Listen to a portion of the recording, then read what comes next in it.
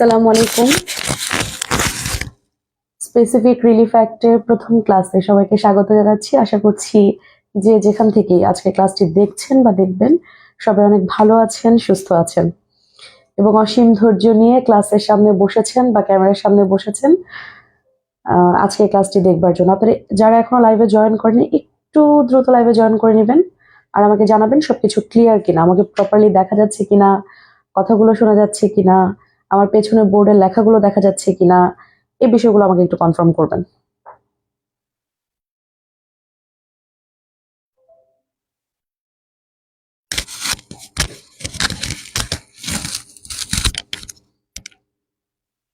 Sound এখন থাকার কথা, একটু দেখেন তো সাউন্ডটা এখন ওকে কিনা। যারা যারা সালাম দিচ্ছেন সবাইকে ওয়ালাইকুম আসসালাম। হোপফুলি সবাই ভালো আছেন। আমরা একটু অপেক্ষা করব, সবাই একটু জয়েন করবে ক্লাসটাতে, দেন আমরা ক্লাসটা শুরু করে দিব। আমি আলহামদুলিল্লাহ ভালো। যারা যারা অনেকে জানতে চাচ্ছেন আমি কেমন আছি, আলহামদুলিল্লাহ ভালো আছি। আমরা একটু অপেক্ষা করব সবার জন্য।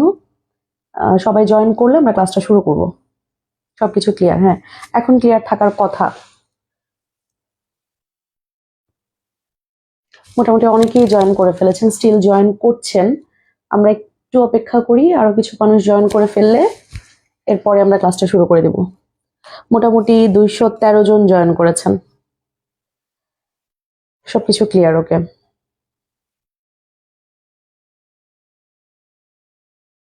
Sound and board both are clear?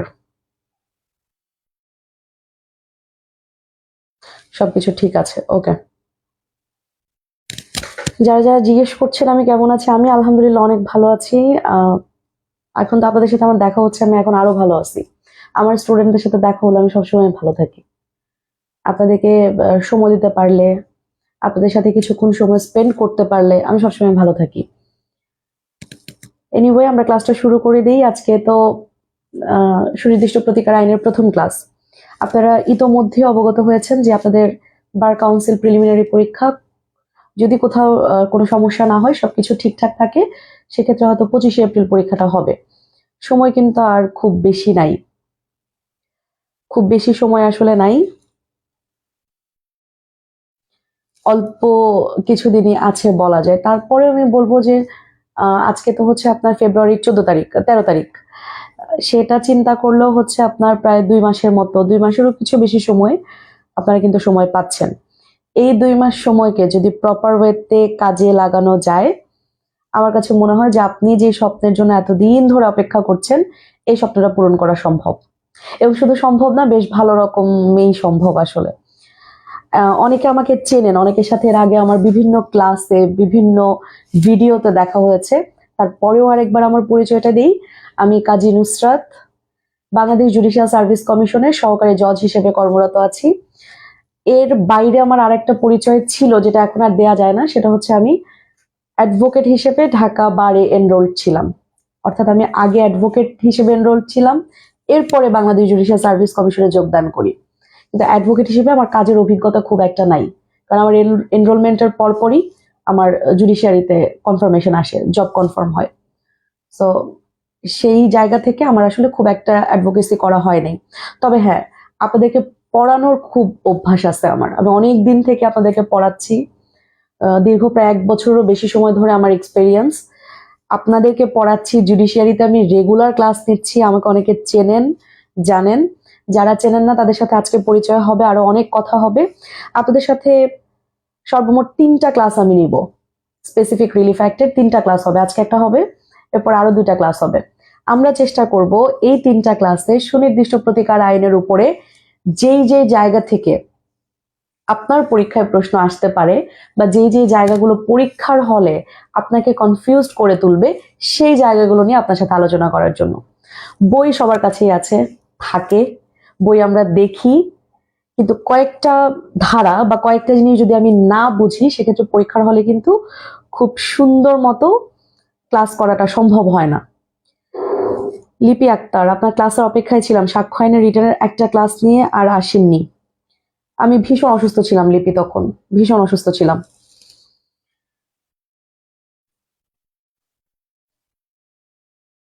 Anjuman Anju sir, Tetulia কি আপনার কোন আত্মীয় স্বজন আছে? এই মুহূর্তে মনে পড়ছে না আসলে। আচ্ছা, আজকে যেমন আমি আপনাদেরকে পড়াবো, ঠিক তার পাশাপাশি বেশ কিছু দিক নির্দেশনা দিব, কিছু পরামর্শ দিব। আমি শুধু যে আপনাদেরকে পড়াই ব্যাপারটা এরকম না, পড়ানোর পাশাপাশি আমি আপনাদেরকে বিভিন্ন গাইডলাইনও দিই। আমরা যেমন করে পড়বো ঠিক তার পাশাপাশি, যেহেতু সামনে আপনাদের সবারই পরীক্ষা, সকলেরই পরীক্ষা, এবং সবার উদ্দেশ্য তো আমাদের একটাই, by hook or by crook আমাদেরকে এই বাড়ি এনরোল্ড হতে হবে, যেভাবেই হোক সেটা, যে কোনো কিছুর বিনিময়ে, যে কোনো মূল্যে।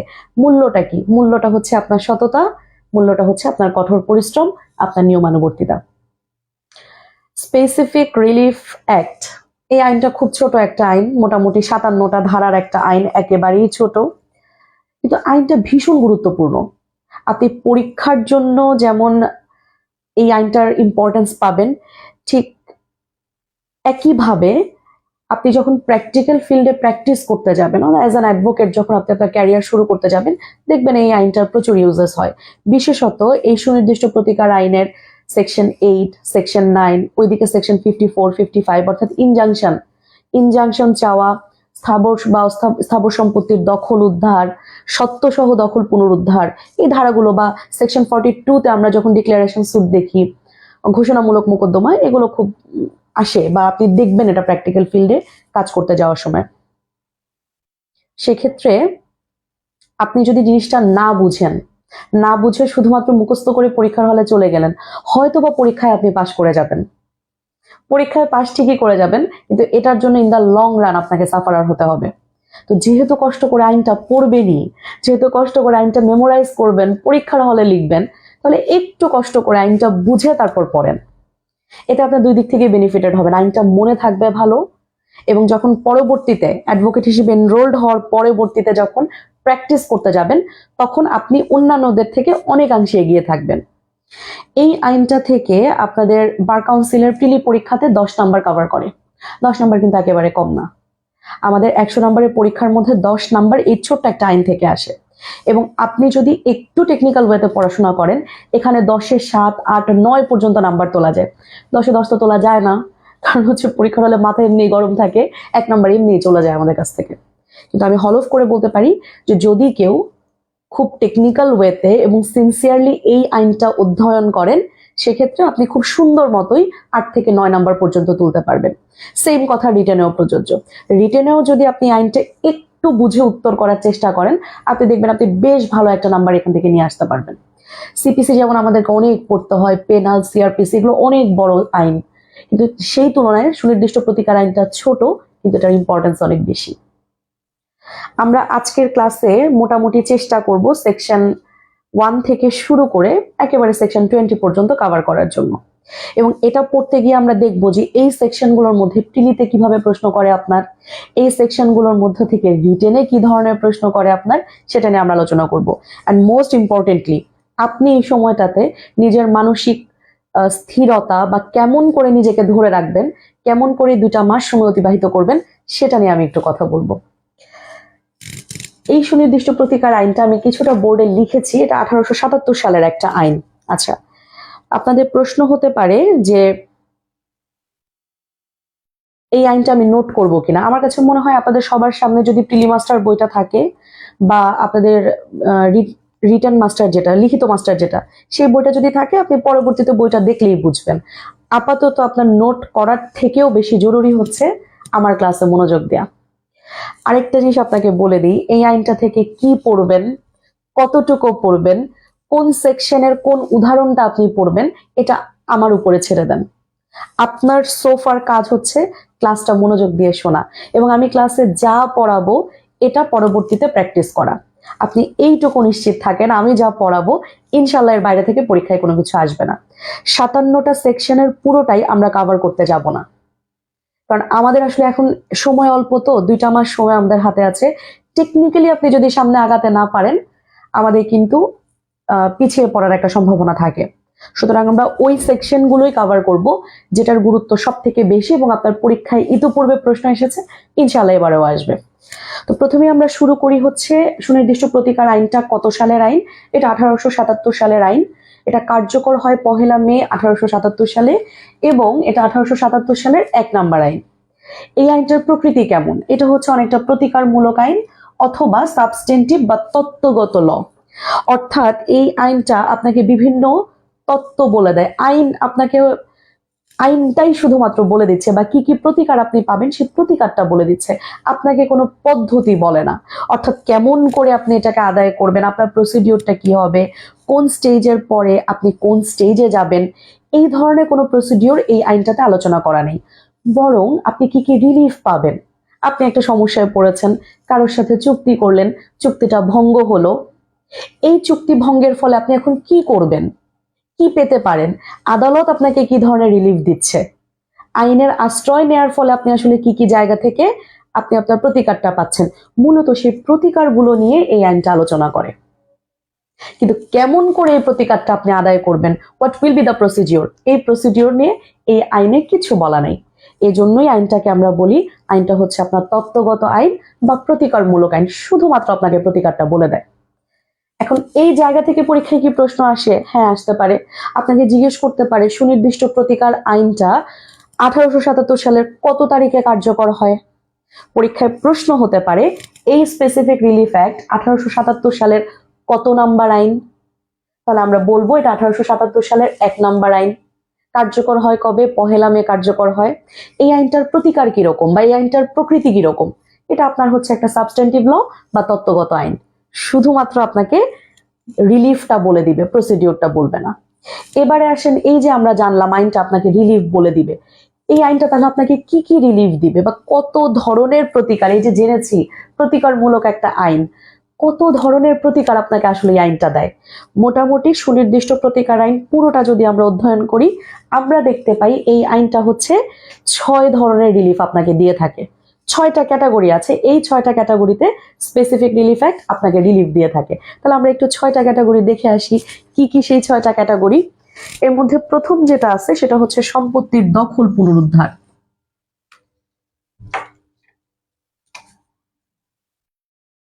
সম্পত্তির দখল পুনরুদ্ধার। 2 নাম্বার যে রিলিফটা আপনাকে তারা দেয় সেটা হচ্ছে চুক্তির সুনির্দিষ্ট কার্য সম্পাদন।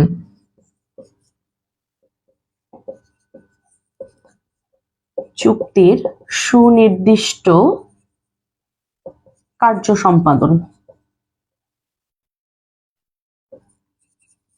3 নাম্বার আপনাকে ওরা যে রিলিফটা দেয় সেটা হচ্ছে যে কোনো ধরনের দলিল সংশোধন, বাতিল, চুক্তি রদ। দলিল সংশোধন ও বাতিল, আরেকটা হতে পারে চুক্তি রদ। এর পাশাপাশি ওরা আপনাকে রিলিফ দেয় হচ্ছে প্রতিরোধমূলক প্রতিকার, যেটাকে আমরা প্রিভেন্টিভ রিলিফ বলি। প্রতিরোধমূলক প্রতিকার। ওরা আপনাকে দেয় হচ্ছে ঘোষণামূলক প্রতিকার,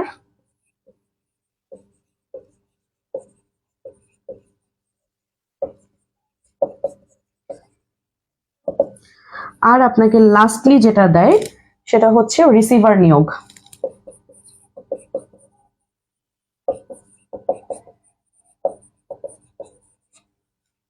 তাহলে আমরা দেখলাম যে মোটামুটি 6 ধরনের প্রতিকার আমরা এই সুনির্দিষ্ট প্রতিকার আইনের মাধ্যমে পেয়ে থাকি। একটা আমরা প্রথমটা দেখেছি রিকভারি অফ পজেশন। আমি ইংরেজিতেও লিখে দিই, যদি আপনাদের কারো ইংরেজি বুঝতে সুবিধা হয় আপনি এখান থেকে দেখে নেন, কোনো অসুবিধা নাই। দ্বিতীয় যেটা আপনাকে দেয় সেটা হচ্ছে স্পেসিফিক পারফরমেন্স, যে কোনো একটা চুক্তির স্পেসিফিক পারফরমেন্স। আপনাকে তৃতীয়ত যে প্রতিকারটা ওরা দেয় সেটা হচ্ছে যে কোনো ধরনের রেকটিফিকেশন, ক্যান্সেলেশন অফ ইনস্ট্রুমেন্ট, আর হচ্ছে rescission of contract. Rectification and cancellation of instrument,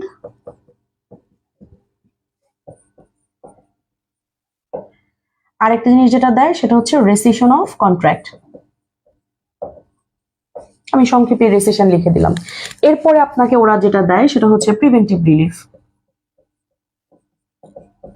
preventive relief আপনাকে পরবর্তীতে যেটা দেয় সেটা হচ্ছে ডিক্লারেশন বা declaratory decree. Last but not the least ওরা আপনাকে দিচ্ছে হচ্ছে রিসিভার। মোটামুটি এই 6 ধরনের রিলিফ আপনি এই আইনটার আন্ডারে কভার করতে পারেন। মোটামুটি আপনি 6 ধরনের রিলিফ এই আইনটার আন্ডারে কভার করতে পারেন। এখন প্রশ্ন হচ্ছে, এইখান থেকে ম্যাডাম পরীক্ষায় কোনো প্রশ্ন আসে কি? হ্যাঁ আসে। পরীক্ষায় আপনাকে জিজ্ঞেস করে যে সুনির্দিষ্ট প্রতিকার আইনের অধীনে কি ধরনের প্রতিকার পাওয়া যায়।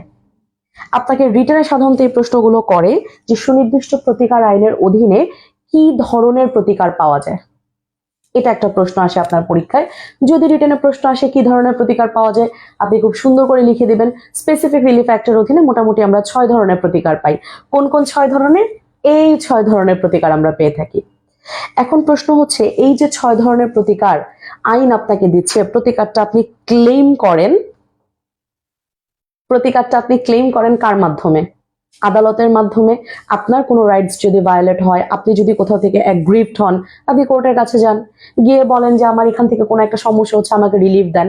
এখন এই রিলিফগুলো যখন কোর্ট আপনাকে দেয়, দিতে গিয়ে কিছু কিছু রিলিফ আছে যেটা পুরোটা হচ্ছে কোর্টের ডিসক্রিশনারি পাওয়ার থাকে, অর্থাৎ আদালতের স্বেচ্ছাধীন ক্ষমতা। আপনি চাইলেই যে আদালত আপনাকে দিবে বা আদালত দিতে বাধ্য থাকবে, ব্যাপারটা এরকম না। কিছু কিছু রিলিফ এর মধ্য থেকেও কিছু কিছু বিষয় আছে যেটা আপনি আদালতের কাছে চাইবেন, কিন্তু আপনি পাবেন কি পাবেন না সেটা নির্ভর করবে আদালতের স্বেচ্ছাধীন ক্ষমতার উপরে। অর্থাৎ আদালত যদি এক্ষেত্রে তার সুবিবেচনা প্রয়োগ করে মনে করেন আপনাকে প্রতিকারটা দেয়া উচিত, তাহলে দেবেন। আদালত যদি মনে করেন আপনাকে দেওয়া উচিত না, তাহলে দেবেন না। তবে দুটো জায়গা আছে যেখানে আদালত আপনাকে, আপনি যদি কোনো প্রতিকার চান তাহলে সেটা দিতে বাধ্য থাকবে। আমরা এখন একটু দেখব এর মধ্য থেকে কোন কোন প্রতিকার আদালত আপনাকে স্বেচ্ছাধীন ক্ষমতা বলে দিবে। অর্থাৎ আপনি চাইতে পারেন, পাবেন কি পাবেন না এটা আদালত অন মেরিট ডিসাইড করবে। আর দুটো প্রতিকার আমরা দেখব যেখানে হচ্ছে আদালত আপনাকে দিতে বাধ্য থাকবে, অর্থাৎ এখানে আদালতের কোনো বিবেচনামূলক ক্ষমতা প্রয়োগের সুযোগ নেই। এইটুকু পর্যন্ত তো হোপফুলি ক্লিয়ার আপনাদের।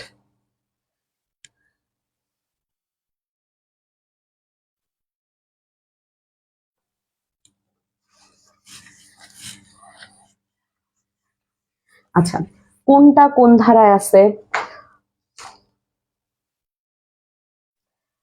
আচ্ছা, এই যে দেখেন আপনাদের মধ্যে একটা কনফিউজড অলরেডি তৈরি হয়ে গেছে, ম্যাম এটা তো 5 ধরনের প্রতিকার। প্রতিকার ভাইয়া বা আপুরা, এটা 6 ধরনের, 6টা প্রতিকার দিবে হচ্ছে 5টা উপায়ে। আমি কি বোঝাতে পেরেছি? প্রতিকার 6টাই, কিন্তু 6টা প্রতিকার আপনাকে দেয় হচ্ছে 5 ভাবে। কয় ভাবে দেয়? 5 ভাবে। প্রতিকার এই 6টাই, মোটামুটি মোটা দাগে এই 6টা প্রতিকারই আপনি পাবেন। পরীক্ষায় আপনাকে কখনো জিজ্ঞেস করবে না যে সুনির্দিষ্ট প্রতিকার আইনের অধীনে আপনি কয় ধরনের রিলিফ পান, এটা জিজ্ঞেস করবে না। 2, 3, 4, 5, 6 এত সিলি প্রশ্ন পরীক্ষায় করে না।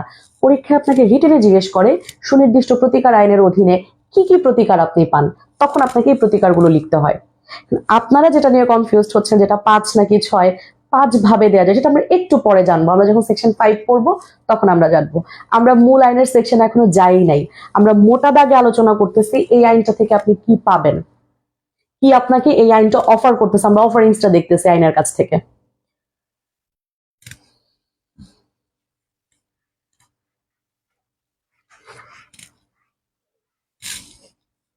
আচ্ছা, একজন মনে হয় লিখেছেন, অনেক সময় এটা মনে নাও থাকতে পারে, সেক্ষেত্রে প্রতিকার সমূহ নিম্নরূপ লিখে যে কয়টা মনে পড়ে লিখলে হবে।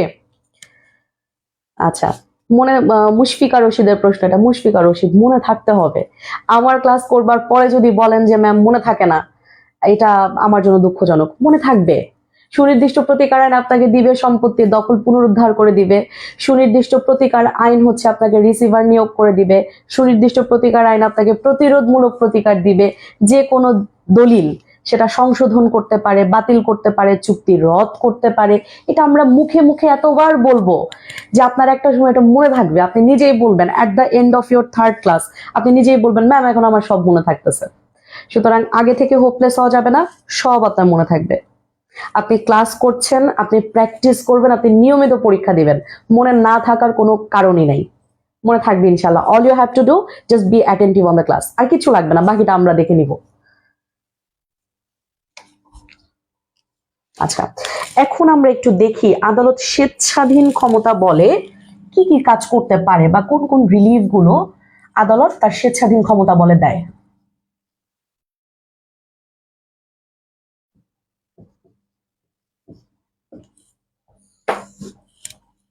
দেখেন, প্রথমে যেটা আদালত আপনাকে দেয় সেটা হলো চুক্তির সুনির্দিষ্ট বাস্তবায়ন। যে কোনো চুক্তি যখন আপনি করলেন সেই চুক্তিটা যেন স্পেসিফিক্যালি পারফর্মড হয়, এই চুক্তির সুনির্দিষ্ট বাস্তবায়ন করে হয় হচ্ছে যেটা আমরা করি ধারা 12-তে। এটা আদালতের স্বেচ্ছাধীন ক্ষমতা। এরপরে হলো দলিল সংশোধন করা।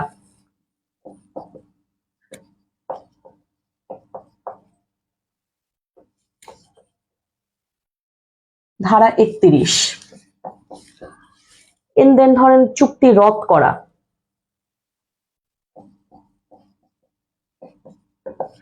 চুক্তি রদ, এটা ধারা 35। দলিল বাতিল, ধারা 39। ঘোষণামূলক প্রতিকার,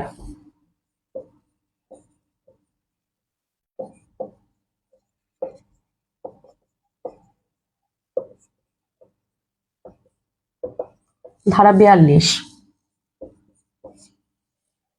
রিসিভার নিয়োগ,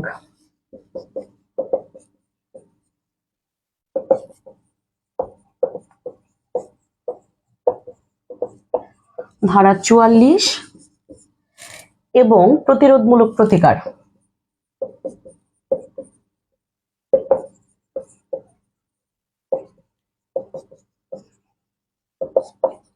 এই প্রিভেন্টিভ রিলিফ গুলো আপনাকে দেওয়া হয় হচ্ছে সেকশন 52 এর আন্ডারে। আচ্ছা, আমরা কি লিখলাম? স্বেচ্ছাধীন ক্ষমতা বলে প্রদত্ত, বা আদালতের, আরো সুন্দর করে লিখি, আদালতের স্বেচ্ছাধীন ক্ষমতা বলে প্রদত্ত।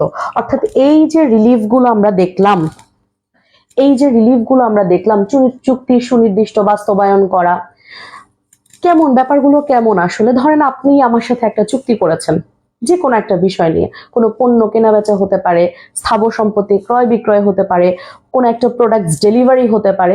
আপনি আমার সাথে একটা চুক্তি করেছেন। এখন পরবর্তী সময়ে এসে চুক্তিটা আর আমি কার্যকর করতে চাচ্ছি না বা আমি পারফর্ম করতে চাচ্ছি না। আমি আপনাকে বললাম যে চুক্তিটা আমি আর আপনার সাথে পারফর্ম করতে চাই না, লাগলে আপনাকে আমি টাকা দিয়ে দিব, কিন্তু চুক্তির বাস্তবায়ন করব না।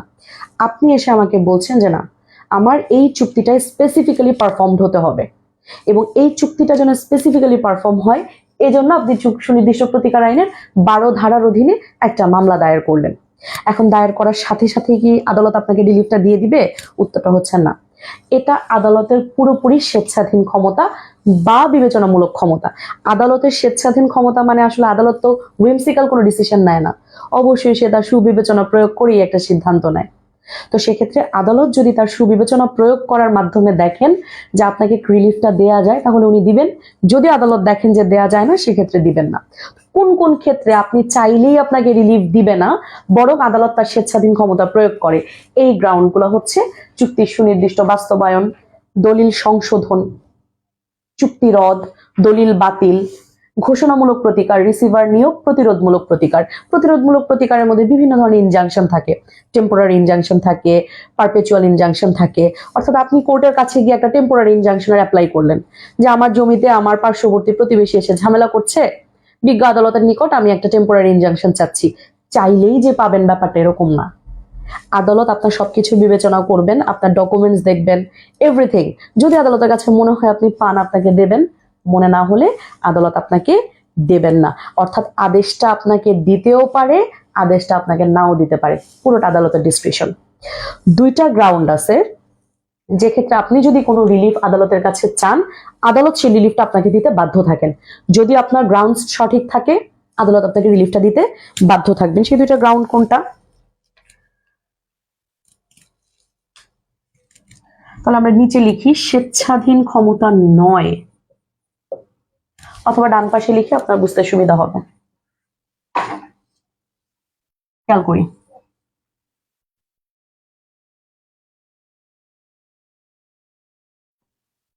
স্বেচ্ছাধীন ক্ষমতা নয় কোনগুলো আদালতের স্বেচ্ছাধীন ক্ষমতা নয়?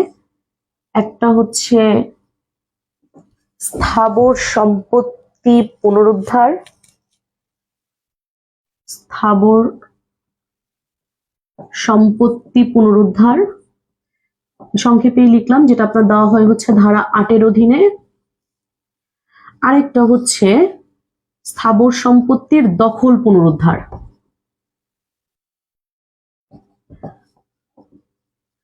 স্থাবর সম্পত্তির দখল পুনরুদ্ধার, যেটা আপনাকে দেওয়া হয় হচ্ছে ধারা 9-এর অধীনে। এই দুইটা ধারার অধীনে গিয়ে আপনি যদি আদালতের কাছে কোনো রিলিফ ক্লেম করেন, যদি আপনার দাবি আদালত সঠিকভাবে প্রমাণিত হয় আদালতে, সেক্ষেত্রে আদালত আপনাকে রিলিফ দিতে বাধ্য থাকবে। এইটাই দুইটা গ্রাউন্ড যেখানে হচ্ছে আদালত আপনাকে রিলিফ দিতে বাধ্য থাকে।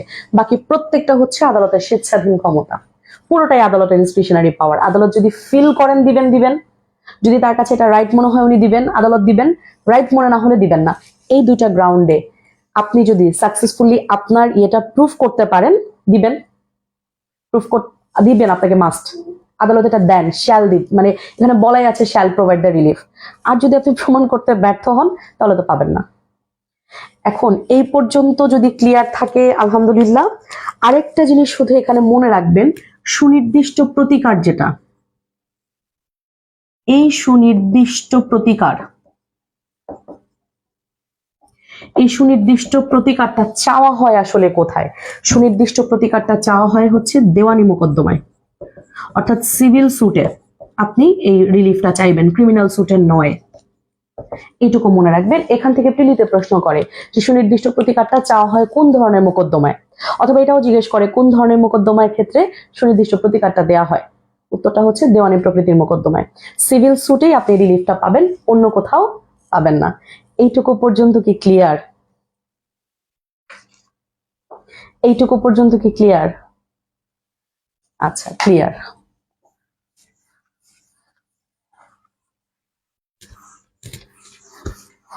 এগুলো সব আপনার বইতে আছে, আমরা শুধু আলোচনা করে যাচ্ছি। মোটামুটি আমরা প্রথম ধাপ থেকে পরীক্ষায় যেই যেই প্রশ্নগুলো আসে, আচ্ছা আপনারা অনেক প্রশ্ন ইতোমধ্যে করেছেন, যেমন কতদিনের মধ্যে সুনির্দিষ্ট প্রতিকার দিতে পারে, 8 ও 9 ধারার মতে। প্রত্যেকটা বিষয় আমরা টাচ করে যাব, আমরা ক্লিয়ার করে যাব। আপনাকে একটু ধৈর্য সহকারে ক্লাসটা শুনতে হবে। আমরা শুধুমাত্র প্রথম ফেজটা কমপ্লিট করেছি। গ্র্যাজুয়ালি আমরা প্রত্যেকটা বিষয় যেটা আপনার পরীক্ষায় আসবে আমি আলোচনা করতে থাকবো একটার পর একটা। বুঝতে না পারলে আমাকে কমেন্ট করবেন, যদি বুঝতে পারেন তাহলে আমাকে বলবেন যে হ্যাঁ আপু বুঝেছি বা ম্যাম বুঝেছি। বুঝতে না পারলে বলবেন আমি বুঝতে পারিনি। ওটা আমরা আবার ডিসকাস করবো, আমরা আবার আলোচনা করব। তবে আপনাদের প্রতি আমার দৃঢ় বিশ্বাস আছে, একটু মনোযোগ দিয়ে ক্লাস করলে ইনশাল্লাহ সবই বুঝে যাবেন। এখন দেখেন এতটুক পর্যন্ত যা পড়াইছি, এখান থেকে বিগত বছরে প্রচুর প্রশ্ন করেছে।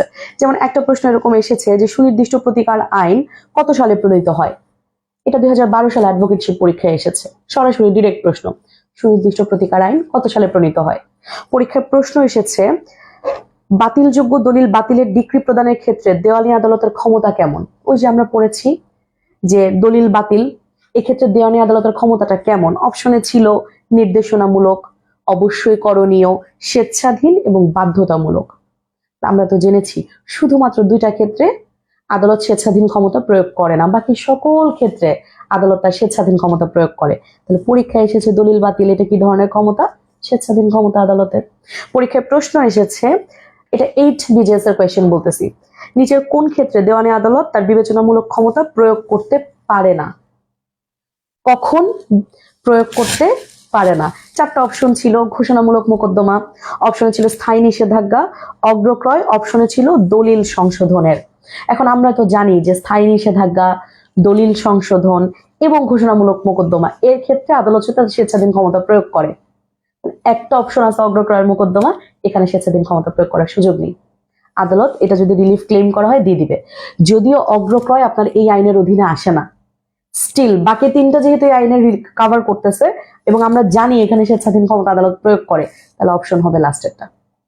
এগুলো সব বিগত বছরে এসেছে। এখন আমরা মূল আইনের একটু ভেতরে চলে যাই। সেকশন 5 ভেরি ভেরি ইম্পর্টেন্ট, এটা প্রিলি এবং রিটেন দুটার জন্য খুব গুরুত্বপূর্ণ।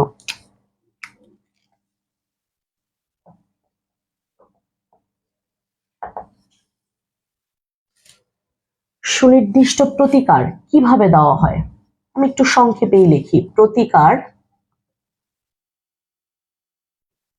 কিভাবে দেয়া হয়। যদি ইংলিশে লিখি তাহলে হাউ গিভেন, মানে যে রিলিফটা আপনি চাচ্ছেন স্পেসিফিক রিলিফ, হাউ গিভেন। আমরা একেবারে সংক্ষেপে লিখছি কারণ এগুলো আপনার বইয়ে দেয়া আছে। এই যে একটু আগে আমরা 6 ধরনের প্রতিকারের কথা দেখলাম, চুক্তি রদ করা, দলিল সংশোধন করা, দলিল বাতিল করা, কিংবা মনে করেন আপনার কোন একটা প্রতিরোধমূলক নিষেধাজ্ঞা চাওয়া, রিসিভার নিয়োগ করা, ঘোষণামূলক মোকদ্দমা দায়ের করা, স্থাবর সম্পত্তির দখল পুনরুদ্ধার করা, সত্ত্বসহ দখল পুনরুদ্ধার করা। এই যে বিভিন্ন রিলিফ আপনি স্পেসিফিক রিলিফ আন্ডারে পান, বা 6 ধরনের প্রতিকার আমরা দেখেছি। এই 6 ধরনের প্রতিকার আদালত কয়টা উপায়ে আপনাকে দিবে, বা কি কি উপায় আছে যার মাধ্যমে 6 ধরনের প্রতিকার আপনি পেয়ে থাকেন? সেকশন 5 আমাদেরকে বলছে 5টা উপায়ে আপনাকে এই সুনির্দিষ্ট প্রতিকারগুলো দেওয়া হয়। মনে রাখাটা খুব সহজ। কয়টা উপায় দেওয়া হয় বা কিভাবে দেওয়া হয়? সেকশন 5 অনুযায়ী বা ধারা 5 অনুযায়ী 5টা উপায়ে আপনাকে প্রতিকারটা দেওয়া হয়। উপায়গুলো একেবারে সহজ, আপনি ইতোমধ্যে জেনেছেন উপায়গুলো কি, আমরা আরেকবার দেখব। 5টা উপায়ের প্রথমটা হচ্ছে সম্পত্তির দখল গ্রহণ আর তা দাবিদারকে অর্পণ। সংক্ষেপে লিখে ফেলি, সম্পত্তির দখল গ্রহণ ও অর্পণ। আমি খুব সংক্ষেপে লিখছি কারণ বইয়ে আপনাদের ডিটেইলিং লেখা আছে। এই দুটা কাজ করা হয় হচ্ছে ধারা 8 আর 9। 2 নাম্বার যেটা আমরা দেখি সেটা হচ্ছে যেটা করার আপনার বাধ্যবাধকতা আছে তেমন কাজ করার আদেশ।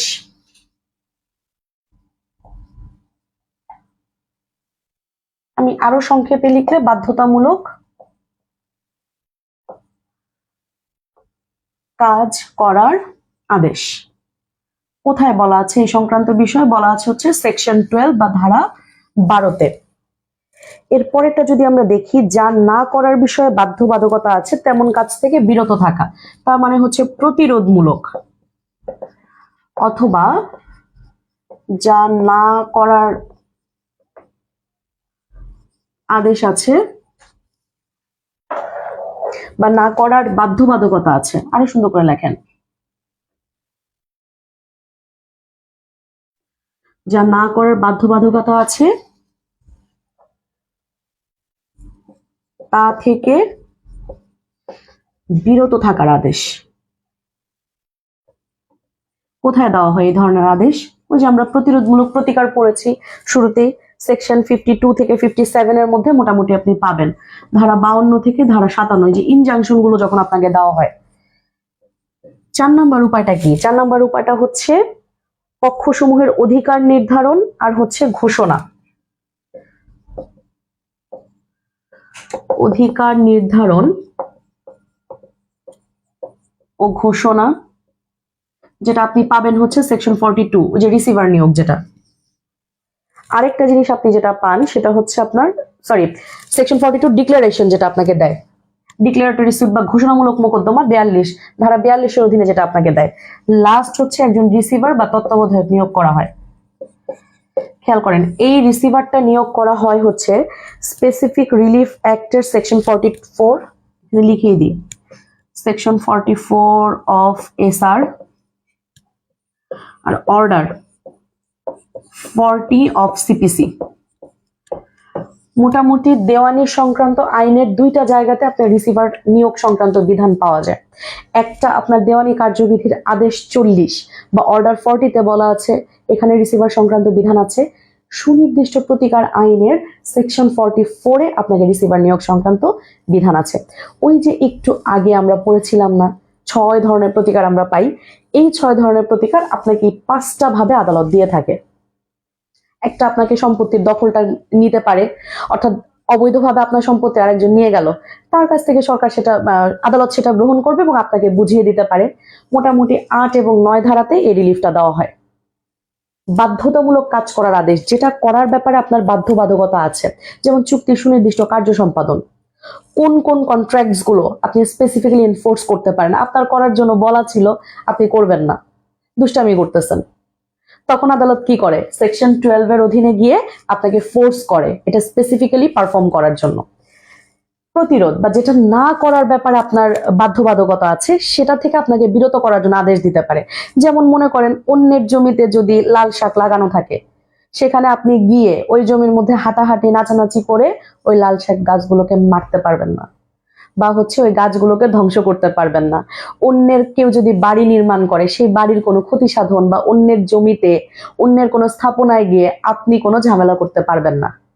এটা না করার ব্যাপারে আপনার বাধ্যবাধকতা আছে, আইনগতভাবেই আছে। এখন অনেক মানুষ থাকে দুষ্ট প্রকৃতি, তারা কি করে, কেউ একটা গাছ লাগালো, আপনি গিয়ে সুন্দর ওই গাছটা নষ্ট করে ফেললেন। কেউ একটা বাড়ি নির্মাণ করলো, আপনি প্রতিহিংসা পরায়ণ হয়ে বা দুষ্টামি করে শত্রুতাবশত বাড়ির একটা ক্ষতি করে আসতে চান।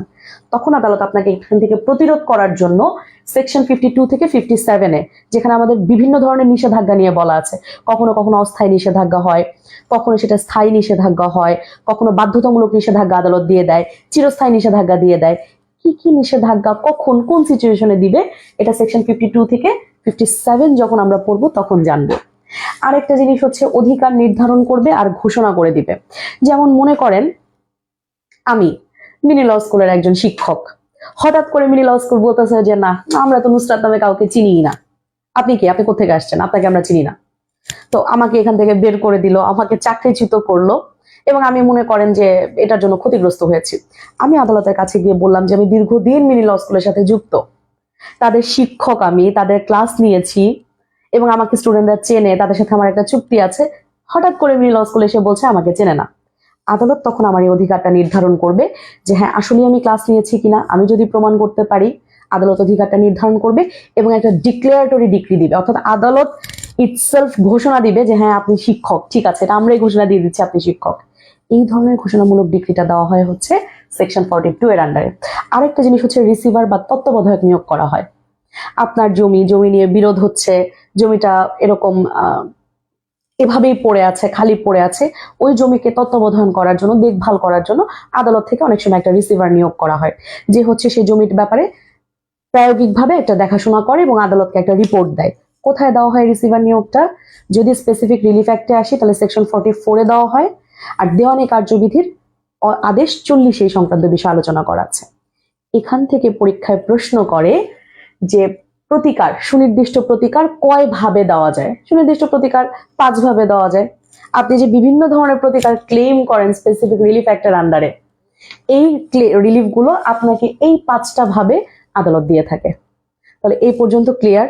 রিটেনেও এখান থেকে প্রশ্ন করে সুনির্দিষ্ট প্রতিকার কি, আপনার কাছে জানতে চায়, আপনি লিখে দিবেন সুনির্দিষ্ট প্রতিকার কি। আপনাকে জিজ্ঞেস করে এই সুনির্দিষ্ট প্রতিকার গুলো কিভাবে দেয়া যায়, আপনি সুন্দর মতো এই 5টা ধাপ ব্যাখ্যা করে যাবেন। এইটুকু পর্যন্ত ক্লিয়ার?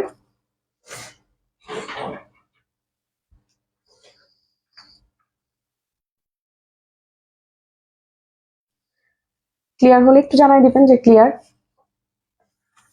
সেকশন 5টা আপনাদের জন্য খুব ইম্পর্টেন্ট, প্রিলি এবং রিটেন দুইটার জন্য ইম্পর্টেন্ট।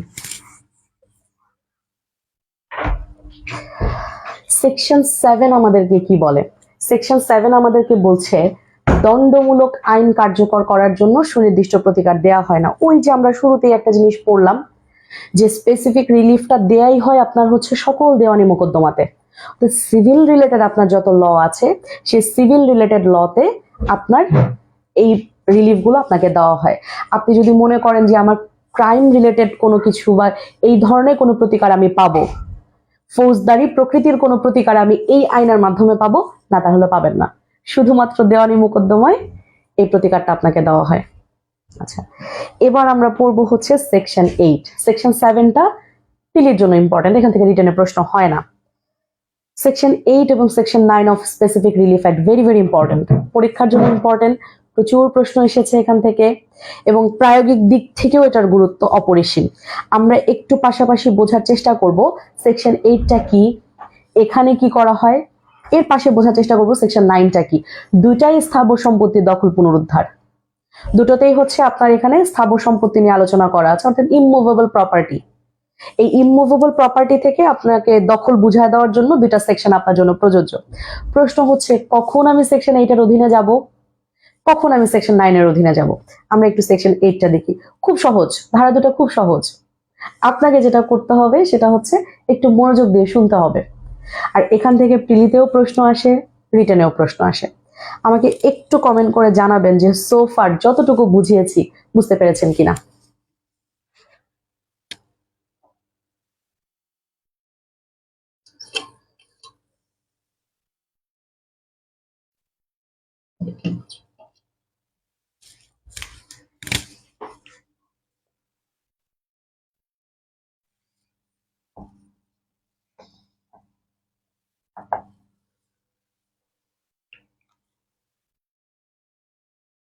তবে কারো কোনো কমেন্ট আমি দেখতে পাচ্ছি না, একটু দেখি আপনাদের কি অবস্থা।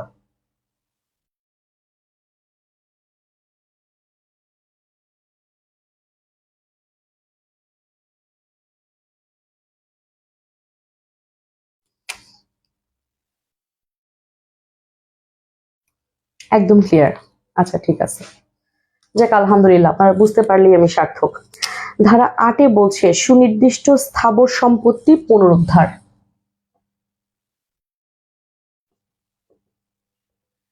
সুনির্দিষ্ট স্থাবর সম্পত্তি পুনরুদ্ধার, ইংলিশ টাইটেলটা আমাদেরকে একটু দেখতে হয়। Recovery of specific immovable property.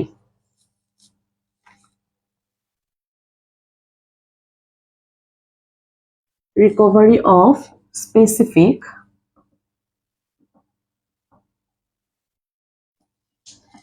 Immovable property.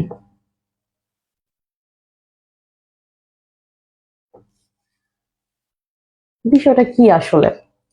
বলছে আপনি যদি কোনো সুনির্দিষ্ট স্থাবর সম্পত্তির দখল পুনরুদ্ধার করতে চান, আপনি কোনো একটা সুনির্দিষ্ট স্থাবর সম্পত্তির দখলের জন্য entitled to possession certain immovable property.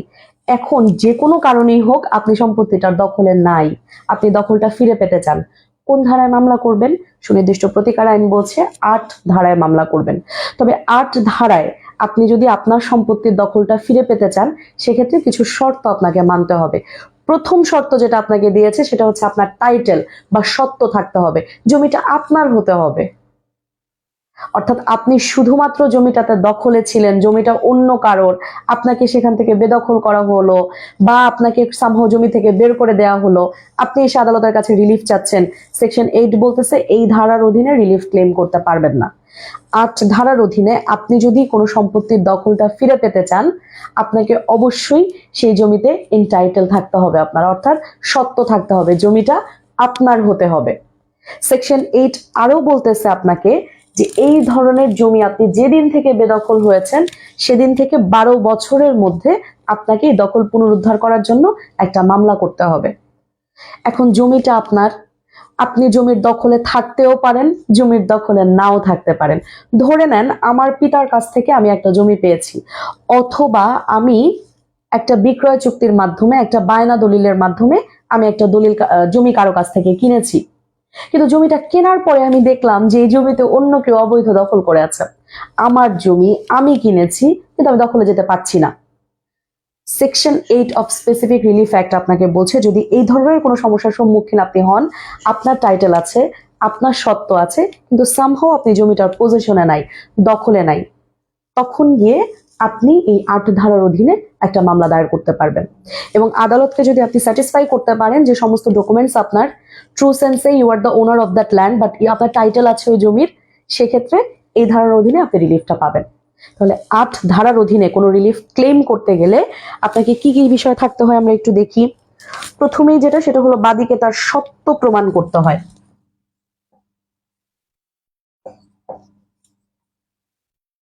আপনার যে জমিতে একটা টাইটেল আছে সেই টাইটেলটা আপনাকে প্রুফ করতে হবে। দ্বিতীয় যেটা আপনাকে বলছে সেটা হলো বেদখল হওয়ার দিন থেকে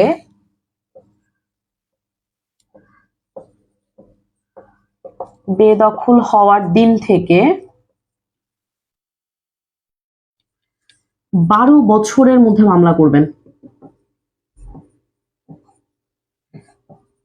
12 বছরের মধ্যে মোকদ্দমা করবেন। কোথায় বলা আছে এটা? বেদখল হওয়ার দিন থেকে আপনি যে 12 বছরের মধ্যে মামলা দায়ের করবেন, এটা কোথায় বলা আছে? এটা বলা আছে তামাদি আইনের অনুচ্ছেদ 142, 144-এ। তামাদি আইনের আর্টিকেল 142, 144-এ এই বিষয়টা বলা আছে যে আপনি যদি কোনো জমি আপনি সত্ত্ব থাকে, আপনার টাইটেল যদি থাকে, সেই জমি থেকে বেদখল হওয়ার 12 বছরের মধ্যে আপনি আদালতে একটা মোকদ্দমা দায়ের করতে পারবেন। আচ্ছা, এরপরে যে সত্যটা আপনাকে দিয়েছে সেটা হচ্ছে আপনি যদি মানে বাদী বা সরকার যদি কখনো বাদী হয়, সরকার বাদী হলে এই যে 12 বছর সময়, সেই সময়টা হয়ে হয়ে যায় 60 বছর। 60 বছরের মধ্যে মোকদ্দমা, অর্থাৎ বাদী যদি আপনি, আমি, আমজনতা হই, আমরা সাধারণ মানুষ হই, সেক্ষেত্রে আমাদের জন্য আমাদের মেয়াদ হচ্ছে 12 বছর। এটা যদি সরকারি সম্পত্তি হয়, অর্থাৎ জমির মালিক যদি বাংলাদেশ সরকার হয়, সেক্ষেত্রে আমাদের মেয়াদটা হয়ে যায় 60 ইয়ার্স। 60 বছরের মধ্যে সরকার মামলা দায়ের করতে পারে। এই ধারার প্রদত্ত আদেশের বিরুদ্ধে আপিল করা যাবে। আমি একদম সংক্ষেপে লিখলে আপিল করা যাবে। যেমন মনে করেন আপনার সাথে আমার একটা জমি নিয়ে বিরোধ, আমি আপনার কাছ থেকে একটা জমি কিনেছি। এখন জমি কেনার পরে আমি দেখতেছি আপনি আমাকে দখলটা বুঝাই দিচ্ছেন না, জমির মালিক তো আমি, কিন্তু আপনি আমাকে দখলটা বুঝাই দিচ্ছেন না। আমি আদালতের কাছে গিয়ে একটা মামলা দায়ের করলাম যে জমির মালিক আমি, সব কাগজপত্র আমার আছে, আমাকে জমি দখলটা বুঝাই দিচ্ছে না। আদালত কি করলো, আমার এই কথাটা শুনলো না, বা প্রমাণ দেওয়া সত্ত্বেও আদালত রায়টা আমার বিপক্ষে দিল, ডিক্রিটা আমার বিপক্ষে গেল। সেক্ষেত্রে সেকশন 8 বলছে যে আমি যদি সংক্ষুব্ধ হই 12 বছরের মধ্যে, আমি যদি সংক্ষুব্ধ হই, সেক্ষেত্রে আমি এই ডিক্রির এগেনস্টে আপিল করতে পারবো। এখন আপনি যদি সংক্ষুব্ধ হন, অর্থাৎ আমি চাইলাম, আদালত নির্দেশ দিল দখলটা আমাকে বুঝাই দিতে, কিন্তু আদতে দেখা গেল জমিটা আমি আপনার কাছ থেকে কিনেই নেই, আমি একটা ফলস মামলা করে আদালতের থেকে ডিক্রিটা নিয়ে নিলাম, তাহলে আপনি সংক্ষুব্ধ, আপনি আপিল করবেন। মোদ্দা কথা হচ্ছে সেকশন 8 এর অধীনে আপনার জন্য রিলিফ হচ্ছে, বা আপনি যদি সংক্ষুব্ধ হন, এগ্রিভড হন, আপনি আপিল করতে পারবেন। এরপরে যেটা আপনাকে বলছে সেটা হলো আপনাকে মূল্যের আনুপাতিক হারে কোর্ট ফি দিতে হবে। একদম সহজ ভাষায় বললে অ্যাড ভ্যালোরেম কোর্ট ফি আপনাকে দিতে হবে, অর্থাৎ জমির মূল্য অনুসারে আপনি কোর্ট ফিটা নির্ধারণ করবেন। আর এই যে আপনি দখলটা পুনরুদ্ধার করবেন, এটা করবেন হচ্ছে দেওয়ানি কার্যবিধি অনুসারে।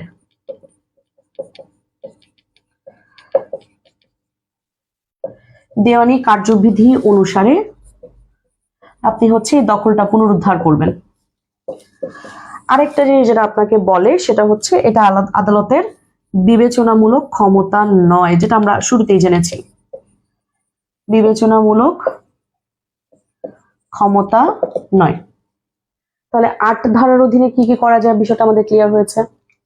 আমরা দেখতে পেয়েছি যে আপনার যদি 8 ধারার অধীনে কোনো মামলা আপনি করতে যান, সেক্ষেত্রে অবশ্যই আপনাকে একটা সত্য প্রমাণ করতে হবে, টাইটেল প্রমাণ দিবেন। যদি টাইটেল আপনার হয়, এরপর আপনি যেদিন থেকে বেদখল হলেন, বা যেদিন থেকে আপনি বুঝতে পারলেন জমি আপনার, কিন্তু আপনি জমি দখল নিতে পারছেন না, ঝামেলা করতেছে আপনার সাথে কেউ, সেদিন থেকে 12 বছরের মধ্যে একটা মামলা করবেন। যদি সেটা সরকারি সম্পত্তি হয়, অর্থাৎ সরকার যদি বাদী হয়, তাহলে 60 বছরের মধ্যে মামলা করবে। আপনি যদি এই ধারার অধীনে সংক্ষুব্ধ হন, এগ্রিভড হন, আপিল করতে পারবেন, কোনো অসুবিধা নেই। আপনি একটা কোর্ট ফি আপনাকে দিতে হয়, কতটুকু দিতে হবে, অ্যাড ভ্যালোরাম কোর্ট ফি আপনাকে দিতে হবে। আর বলছে এই যে প্রসিডিওরটা আপনি করবেন, এটা তো আপনাকে রিলিফ দেয়া আছে, প্রসিডিওরটা কি হবে, বলছে আপনি দেওয়ানি কার্যবিধি অনুসারে এই সম্পত্তিটা দখলটা নিয়ে নিতে পারবেন। যেমন আপনি আর্জি দাখিল করলেন একটা আদালতের কাছে, আদালত আপনাকে এই আর্জি নিল, শুনানি করলো, আপনার এভিডেন্স দেখলো, উভয় পক্ষের যুক্তি তর্ক শুনলো, আদালত ডিক্রি দিল, সেই ডিক্রি জারি আপনি করলেন, অর্থাৎ এন্টায়ার প্রসিডিওরটা হবে দেওয়ানি কার্যবিধিতে যে প্রসিডিওর গুলো বলা আছে সেই অনুযায়ী। লাস্ট আপনাকে যেটা বলেছে সেটা হচ্ছে আদালত যদি সবকিছু আপনি প্রুফ করতে পারেন, আদালত আপনাকে ডিগ্রি দিতে বাধ্য থাকবে। এটা আদালতের বিবেচনামূলক ক্ষমতা হিসেবে পরিগণিত হবে না। এবার আমরা একটু সেকশন 9 দেখে আসি। এইটুকু পর্যন্ত তো হোপফুলি আপনাদের ক্লিয়ার। এখান থেকে বিগত বছরে আপনারা বই দেখবেন, এত প্রশ্ন করেছে, প্রিলিতে বিশেষ করে প্রচুর প্রশ্ন এসেছে যে জমি থেকে বেদখল হওয়ার কতদিনের মধ্যে মামলা করতে হবে, সরকার যদি বাদী হয় সেক্ষেত্রে তো আমাদের মেয়াদ কত বছর হবে, এটার কোর্ট ফিটা কেমন হয়, বিভিন্ন প্রশ্ন এসেছে বিগত বছরে। কিন্তু সেকশনটা সহজ না। আমরা চলে যাব হচ্ছে সেকশন 9-এ। সেকশন 9 আমাদেরকে বলছে স্থাবর সম্পত্তির দখলচ্যুত ব্যক্তি কর্তৃক মামলা।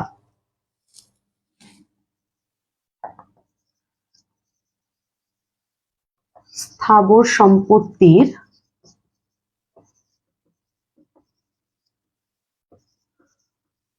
দখলচ্যুত ব্যক্তি কর্তৃক মামলা।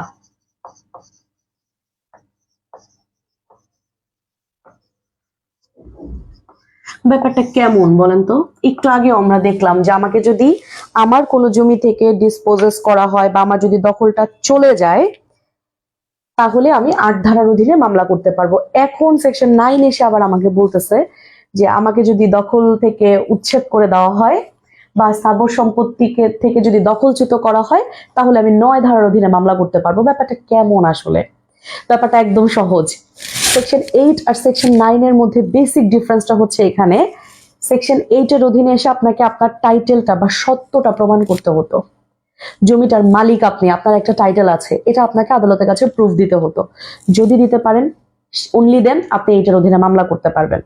এখন মনে করেন আপনি সেকশন 9 এর অধীনে আছেন, কোনো একটা জায়গা আপনি ইজারা নিয়েছেন বা লিজ নিয়েছেন, আপনার লিজের মেয়াদ আছে, হঠাৎ করে ওই জমিটার মালিক এসে আপনাকে বলছে যাও তুমি এখান থেকে উঠে চলে যাও, এবং আপনি উঠতে চাচ্ছেন না, জবরদখল আপনাকে আপনার দখল থেকে বের করে দিল বা আপনাকে বেদখল করলো, আপনার তো একটা রিলিফ আছে। Even if you are not the owner of that land, you do not have any title regarding that particular land, but still আপনার একটা রিলিফ দরকার, কারণ আপনাকে বেদখল করা হয়েছে আউট অফ নো এয়ার, কোনো কিছু না বলে। সেই জায়গা থেকে সেকশন 9 আপনাকে একটা রিলিফ দিচ্ছে।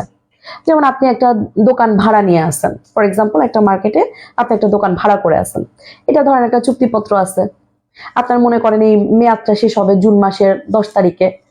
আজকে ওই দোকানের মালিক যিনি আছেন তিনি এসে আপনাকে বলতেছে কালকে এখান থেকে সব মালামাল নিয়ে তুমি বের হয়ে যাবা, তোমার মতো লোকের কাছে আমি দোকান ভাড়া দিব না। আপনি সম্পত্তিটা দখলে ছিলেন, আপনি মালিক না, আপনি দখলে ছিলেন, আপনাকে হঠাৎ করে এসে জবরদখলই সেখান থেকে আপনাকে উচ্ছেদ করে দিল, আপনাকে দখলচ্যুত করা হলো, একটা রিলিফ আপনার লাগবে। তাহলে সেই রিলিফটা আপনাকে দেয় হচ্ছে সেকশন 9। সেকশন 9 এর মজাটা হচ্ছে এই ধারার অধীনে আপনাকে, সেই ধারার অধীনে আপনাকে হচ্ছে মানে সেকশন 9 এর অধীনে যদি আপনি দখলচ্যুত হন, আপনাকে টাইটেল প্রমাণ করার কোনো দরকার নাই। তাহলে আমার প্রথম শর্ত হচ্ছে বাদীকে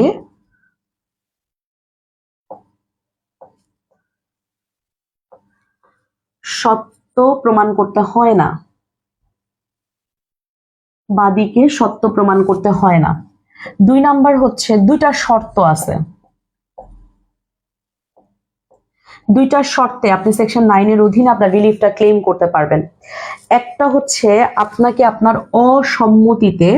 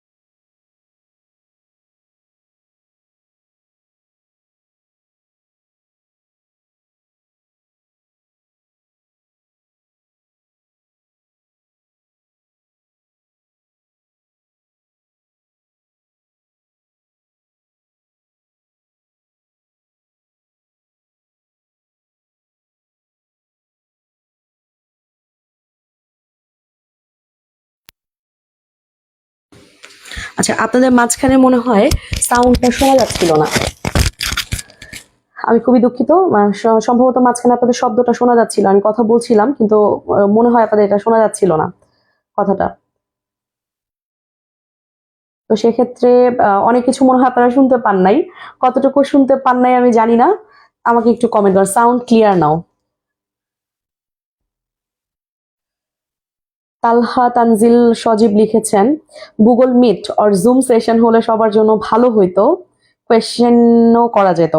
তালহা, আপনার যা প্রশ্ন আছে আপনি ঝটপট কমেন্টে লিখে ফেলেন, আমি অ্যান্সার দিয়ে দিব। যেটা প্রশ্ন করা যায়, ফেসবুক লাইভেও আপনি খুব স্বাচ্ছন্দ্যে আমাকে প্রশ্ন করতে পারবেন। কমেন্ট সেকশনে আপনি প্রশ্ন করেন, আমি আপনার রিলিভেন্ট যে কোনো প্রশ্নের উত্তর দিব। রিলিভেন্ট যে কোনো প্রশ্নের উত্তর আপনাকে আমি দিব। সুতরাং সেশন যেখানেই হোক আমাদের কোনো অসুবিধা নাই, ঠিক আছে? এখন একটু দেখেন তো যে সাউন্ডটা ক্লিয়ার কিনা, আমাকে একটু জানান তো। এখন আমাকে একটু জানান যে সাউন্ডটা ক্লিয়ার কিনা। এখন ক্লিয়ার থাকার কথা, যে কোনো একজন আমাকে জানালেই হবে।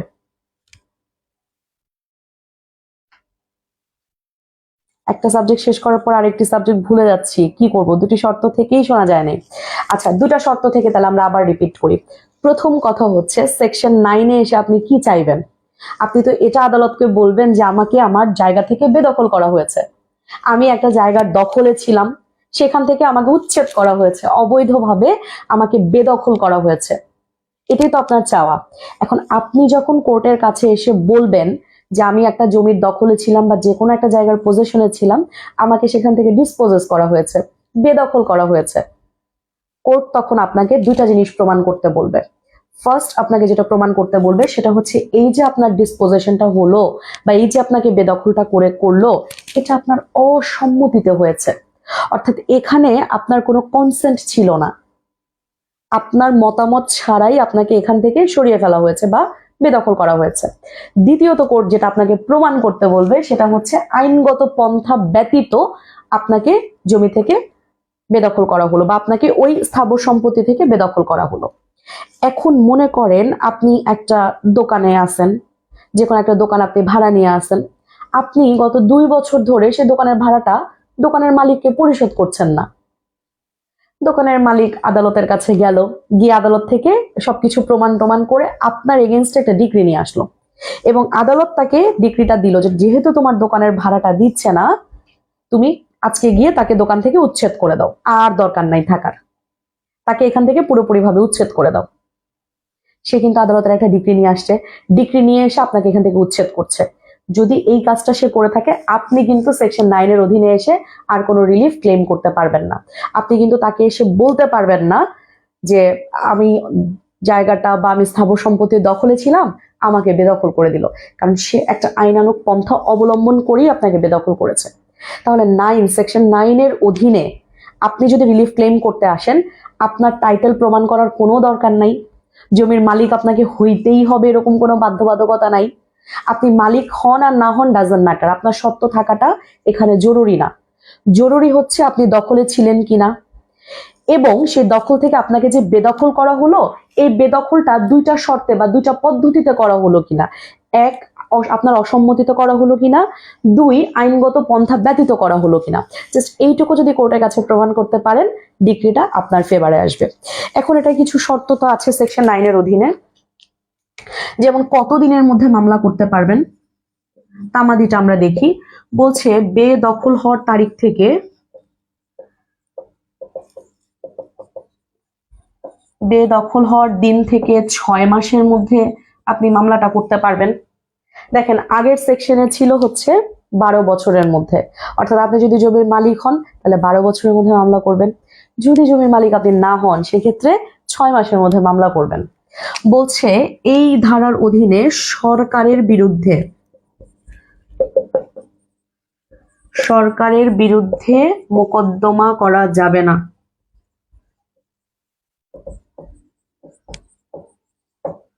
ব্যাপারটা কেমন? সরকারের বিরুদ্ধে কোনো মোকদ্দমা করতে পারবেন না, তাহলে জিনিসটা কি আসলে? সময়টা বাধ্যতামূলক কিনা? হ্যাঁ, সময়টা তো বাধ্যতামূলক। আচ্ছা, এখন বলছে, খেয়াল করেন জিনিসটা, যে সরকারের বিরুদ্ধে কোনো মামলা করা যাবে না। মানে ধরেন আপনি কোন একটা সরকারি জমিতেই আছেন, এই যে স্থাবর সম্পত্তি নিয়ে আমরা কথা বলছি, আপনি একটা সরকারি স্থাবর সম্পত্তির মধ্যে আছেন, সরকার এসে আপনাকে জমি থেকে অবৈধ দখল, মানে আপনার যে দখলটা ছিল আপনাকে বের করে দিল, ধরেন কোনো নোটিশ দিল না, আপনার অসম্মতিতে আপনাকে সেখান থেকে তুলে দিল, কোনো আইনানুগ পন্থাও অবলম্বন করলো না, আপনাকে জমি থেকে উচ্ছেদ করে দিল। সেকশন 9 বলতেছে এ ধরনের ক্ষেত্রে আপনি গভর্নমেন্টের এগেনস্টে কোনো মামলা করতে পারবেন না। তাহলে পরের প্রশ্নটা আমাদের আসে, তাহলে কি ম্যাম আমরা কোনো প্রতিকার পাবো না? আমি সরকারি জমিতেই ছিলাম, কিন্তু আমাকে যে এরকম কোনো সময় না দিয়ে, আমার কনসেন্ট না দিয়ে, না নিয়ে, একটা প্রায়র নোটিস না দিয়ে আমাকে এখান থেকে উঠাই দিচ্ছে, ডিসপোজেস করে দিচ্ছে, তো আমি ক্ষতিগ্রস্ত হচ্ছি, গ্রিফট হচ্ছি, তাহলে আমার কোনো রিলিফ নাই? হ্যাঁ রিলিফ আছে, আপনি তখন রিট করবেন, আপনি সুপ্রিম কোর্টে গিয়ে একটা রিট করে আসবেন যে আমি দখলে ছিলাম, আমাকে কোনো নোটিস টোটিস না দিয়ে এখান থেকে উঠাই দিচ্ছে। কিন্তু সেকশন 9 এর অধীনে আপনি গভর্নমেন্টের এগেনস্টে কোনো মামলা করতে পারবেন না।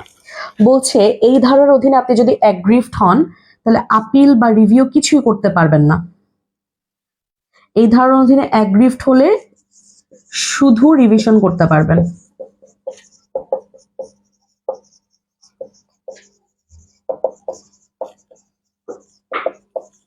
শুধু রিভিশন করতে পারবেন। আর আপনার যে কোর্ট ফি যেটা ছিল সেটা হচ্ছে অ্যাড ভেলোরেম কোর্ট ফির অর্ধেক দিতে হবে। অ্যাড ভেলোরেম কোর্ট ফির অর্ধেক দিবেন। সেকশন 8 আমরা দেখেছিলাম অ্যাড ভেলোরেম কোর্ট ফিটা দিতে হয়, সেকশন 9 এসে আমরা দেখছি অ্যাড ভেলোরেম কোর্ট ফির অর্ধেক দিতে হবে। এখন দেখেন এই সেকশন 8 আর সেকশন 9 থেকে রিটেনে সব থেকে বেশি যেটা প্রশ্ন করে সেটা হচ্ছে সেকশন 8 আর সেকশন 9 এর মধ্যে পার্থক্য জানতে চায়। বেসিক ডিফারেন্সটা কি, সেকশন 8 আর সেকশন 9 এর মধ্যে পার্থক্য কি, আমরা একটু পার্থক্যগুলো মানে খুব সহজে এখান থেকে দেখে ফেলবো। সেকশন 8 আর সেকশন 9 এর মধ্যে আমার যেটা ধারণা আপনারা পার্থক্যটা এখন নিজে নিজেই বলতে পারবেন, তারপর আমরা একটু প্র্যাকটিস করি একবার। সেকশন 8 এর পাশে লিখতেছি সেকশন 9। প্রথম পার্থক্য, সেকশন 8 এর অধীনে হচ্ছে সত্য প্রমাণ, এটা মাস্ট। সেকশন 9 এর অধীনে সত্য প্রমাণের দরকার নেই, দরকার নেই। সেকশন 8 এর অধীনে দখলে থাকা বাধ্যতামূলক নয়। সেকশন 9 এর অধীনে দখল ও বেদখল বাধ্যতামূলক। অর্থাৎ সেকশন 9 এর অধীনে আপনি তখনই একটা রিলিফ ক্লেম করতে পারবেন যদি আপনি সেই অস্থাবর সম্পত্তিটা দখলে থাকেন এবং আপনাকে বেদখল করা হয় আইনগত পন্থা ব্যতীত বা আপনার সম্মতি ছাড়া। এরপরে দেখেন এখানে মামলার তামাদি হচ্ছে 12 বছর, এই জায়গাতে মামলার তামাদির মেয়াদ হচ্ছে 6 মাস। বলছে এখানে আপনি অ্যাগ্রিভড হলে আপনি আপিল করতে পারবেন। বলছে এখানে অ্যাগ্রিভড হলে আপনি শুধুমাত্র রিভিশন করতে পারবেন। বলছে সেকশন 8 এর অধীনে কোনো জমির যদি আপনি সত্ত্ব থাকে, আপনার টাইটেল থাকে, সরকারের বিরুদ্ধে মামলা চলবে।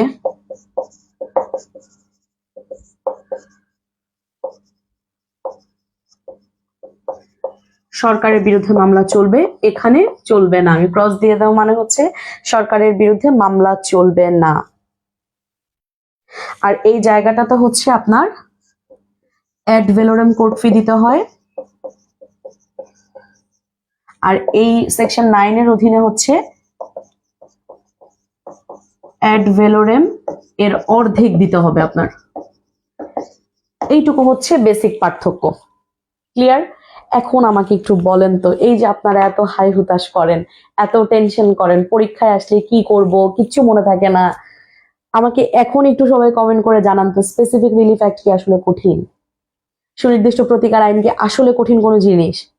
সো ফার যতটুকু পড়িয়েছি, যদি পরীক্ষা এখান থেকে প্রশ্ন আসে, পারা যাবে না? এটা একটু আমাকে কমেন্ট করেন তো।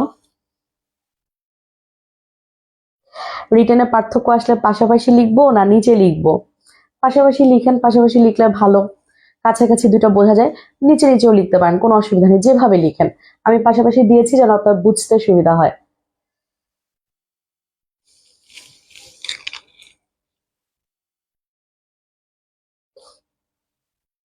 আমাকে একটু বলেন যে এখন পর্যন্ত যতটুকু পড়িয়েছি এর মধ্য থেকে যদি পরীক্ষায় কোনো প্রশ্ন আসে তাহলে পারা যাবে কিনা? ইনশাল্লাহ পারবেন। তাহলে আপনারা কেন বলেন যে কঠিন, আইন কঠিন ম্যাম, পারবো না, কষ্ট হয়, বুঝি না, এই জিনিসগুলো কেন বলেন আমাকে একটু বলেন তো। কিছু কথা তো এখন একটু বলতে হয়, আমরা অনেকক্ষণ পড়াশোনা করেছি, এখন কিছুক্ষণ একটু কথা বলি, তারপর আমরা আবার পড়া শুরু করব। এক নাগাড়ে বেশিক্ষণ পড়লে আসলে কি হয়, মাথায় হ্যাং হয়ে যায় বা মাথায় একদম জ্যাম হয়ে যায়।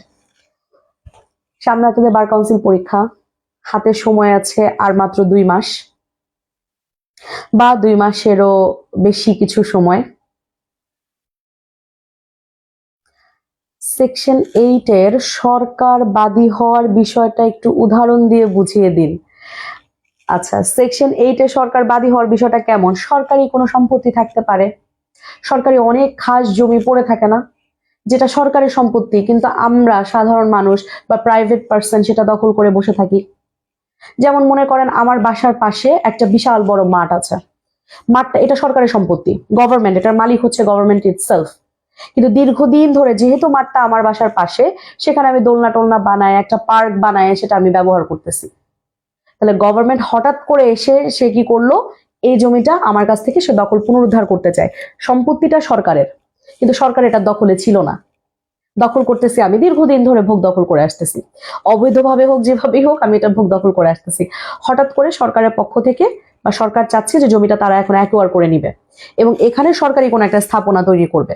তখন সরকার কি করবে, সরকারের যেহেতু টাইটেল আছে এবং জমিটা সরকারের, গভর্নমেন্ট ল্যান্ড এটা বা গভর্নমেন্ট প্রপার্টি এটা, সরকার এসে 8 ধারার অধীনে আমার এগেনস্টে একটা মামলা করে দিবে। ফার্স্টে ভদ্রভাবে আমাকে বলবে এখান থেকে চলে যাও, যদি আমি বাড়াবাড়ি করি না যাব না, আপনি বললেই যাব, এত কষ্ট করে পার্ক টার্ক বানাইছি, যদি ব্যাপারটা এরকম হয় সেক্ষেত্রে সরকার 8 ধারার অধীনে আমার এগেনস্টে মামলা করতে পারে। অলরাইট দেন, যেটা বলছিলাম যে যেহেতু সামনে আপনাদের পরীক্ষা, 2 মাস সময় আছে, 2 মাস সময় আপনি যদি নিয়মের সাথে এবং কঠোর পরিশ্রম করে এই সময়টাকে কাজে লাগাতে পারেন, 2 মাস কিন্তু অনেক সময় পরীক্ষায় পাশ করার জন্য। এখন আপনারা আমাকে বলতে পারেন যে ম্যাম আমার তো কোনো কিছু মনে থাকে না, আমার তো কোনো কিছু আমি পারছি না, একটা আইন পড়লে আরেকটা আইন ভুলে যাই। এইটুকু আগে একটু মেনে নেন, আমাদের হচ্ছে হিউম্যান ব্রেইন, আমরা কিন্তু কোনো কম্পিউটার না যে আপনি একবার একটা জিনিস ইনপুট দিবেন সেটা আর কখনো সেখান থেকে ডিলেট হবে না, বা আপনি ডিলেট না করার পর্যন্ত সেটা ওখান থেকে যাবে না। আপনি তো একটা মানুষ, আপনার মাথার মধ্যে হাজারো টেনশন কাজ করে। শুধু কি আপনি পড়াশোনা করেন, এর বাদে আপনার আর কোনো কাজ নেই? কাজ আছে। তো এতগুলো কাজ সামলে নিয়ে আপনি যখন পড়াশোনা করবেন, স্বভাবতই একটা দুটা জিনিস আপনি ভুলে যাবেন। এখন এই ভুলে যাওয়া প্রতিরোধে আমি কি করব বা ভুলে যাওয়া থেকে বেঁচে থাকতে আমি কি করতে পারি? প্রথমে যেটা করতে পারেন সেটা হচ্ছে যে জিনিসটা আপনি পড়ছেন সেটা একটু সংক্ষেপে হলেও খাতায় লিখে ফেলবেন। যেমন মনে করেন আমরা সেকশন 8 আর সেকশন 9 পড়েছি, এখন আপনি হয়তো জিনিসটা 2 দিন পরে ভুলে যেতে পারেন, আপনার হয়তো মনে থাকবে না, আপনার হয়তো লিমিটেশনের টাইমটা মনে থাকবে না, বা আপনার হয়তো এটা এই ধারার অধীনে আপনি এগ্রিভড হলে কি হতো এটা মনে থাকবে না, একটু খাতায় লিখে ফেললেন। সংক্ষেপেই লেখেন, আমি কিন্তু খুব সংক্ষেপে বোর্ডে লিখে যাচ্ছি, আপনি সংক্ষেপেই বোর্ডে লেখেন, কোনো মানে খাতায় লেখেন, কিন্তু একটু লিখেন, লিখলে জিনিসগুলো আপনার মনে থাকে। দ্বিতীয় বিষয়টা হচ্ছে যে ম্যাম আমার কাছে মাত্র 2 মাস সময় আছে, এই 2 মাস সময়ের মধ্যে আমি আসলে কি কমপ্লিট করতে পারবো? আপনার কাছে আইন কয়টা আছে? আইন আছে টোটাল 7টা, যে 7টা আইনের উপর আপনি পরীক্ষা দিবেন। আমার কথাটা মন প্রাণ দিয়ে বিশ্বাস করেন, 2টা মাস আপনি যদি সঠিক ওয়েতে, টেকনিক্যাল ওয়েতে পড়াশোনা করতে পারেন এবং নিজের পরিশ্রমের সর্বোচ্চটুকু এখানে দিতে পারেন, 2 মাস সময় মোর দেন এনাফ একটা পরীক্ষা পাশ করার জন্য। শুধু প্রিলি না, আমি বলবো প্রিলি, রিটেন, ভাইবা, 3টা পরীক্ষা পাশ করার জন্য এই 2 মাস সময় যথেষ্ট। যদি, প্রোভাইডেড দ্যাট, কিছু শর্ত দিচ্ছি, সময়টাকে কাজে লাগাতে হবে। আপনি মনে রাখবেন আপনার জন্য এই যে 2 মাস, আজকে থেকে শুরু করে আপনার 2 মাস সময় খুব গুরুত্বপূর্ণ, খুব খুব গুরুত্বপূর্ণ। এখানে প্রত্যেকটা মিনিট ইম্পর্ট্যান্ট, এবং আপনি এখানে যদি আপনার প্রয়োজনের বাইরে গিয়ে একটা জিনিসও অধ্যয়ন করেন সেটা আপনার লস প্রজেক্ট। চাণক্য খুব সুন্দর একটা কথা বলে, প্রয়োজনের অতিরিক্ত যা কিছু আছে সবই হচ্ছে বিষ। প্রয়োজনের অতিরিক্ত যা কিছু আছে সবই বিষ। আপনি 2 মাস পড়াশোনা করবেন, ততটুকুই পড়বেন যেটা আপনার পরীক্ষায় আসবে। আপনাকে এই 2 মাস সময়ের মধ্যে কোনো কিছু বিশ্লেষণ করার, অ্যানালাইসিস করার বা রিসার্চ করার প্রয়োজন নাই। আপনি আইনের ওই সেকশনগুলোই পড়বেন যেটা আপনাকে, আপনি যে প্ল্যাটফর্মের সাথে আছেন বা কোচিং এ আপনার যারা মেন্টর আছে, তার মেন্টররা আপনাকে যেভাবে গাইড করবেন, আপনি ঠিক সেই পদ্ধতি অবলম্বন করে আপনি পড়াশোনা করবেন। অথবা বিগত বছরের প্রশ্ন অ্যানালাইসিস করে যতটুকু আপনি দেখলেন যে আপনার পরীক্ষায় যেখান থেকে প্রশ্ন আসে ঠিক ততটুকু আপনি পড়ে ফেলবেন। এর বাইরে গিয়ে কোনো কিছু এখন দেখতে যাবেন না। মনে রাখবেন, প্রয়োজনের অতিরিক্ত যা কিছু আছে সব বিষ।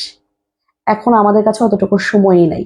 আপনারা আইনজীবী হতে যাচ্ছেন, শিক্ষানবিশ থেকে নামের আগে শিক্ষানবিশ টাইটেলটা বাদ দিয়ে পরিপূর্ণরূপে একজন লার্নেড অ্যাডভোকেট হতে যাচ্ছেন, বিজ্ঞ আইনজীবী হতে যাচ্ছেন।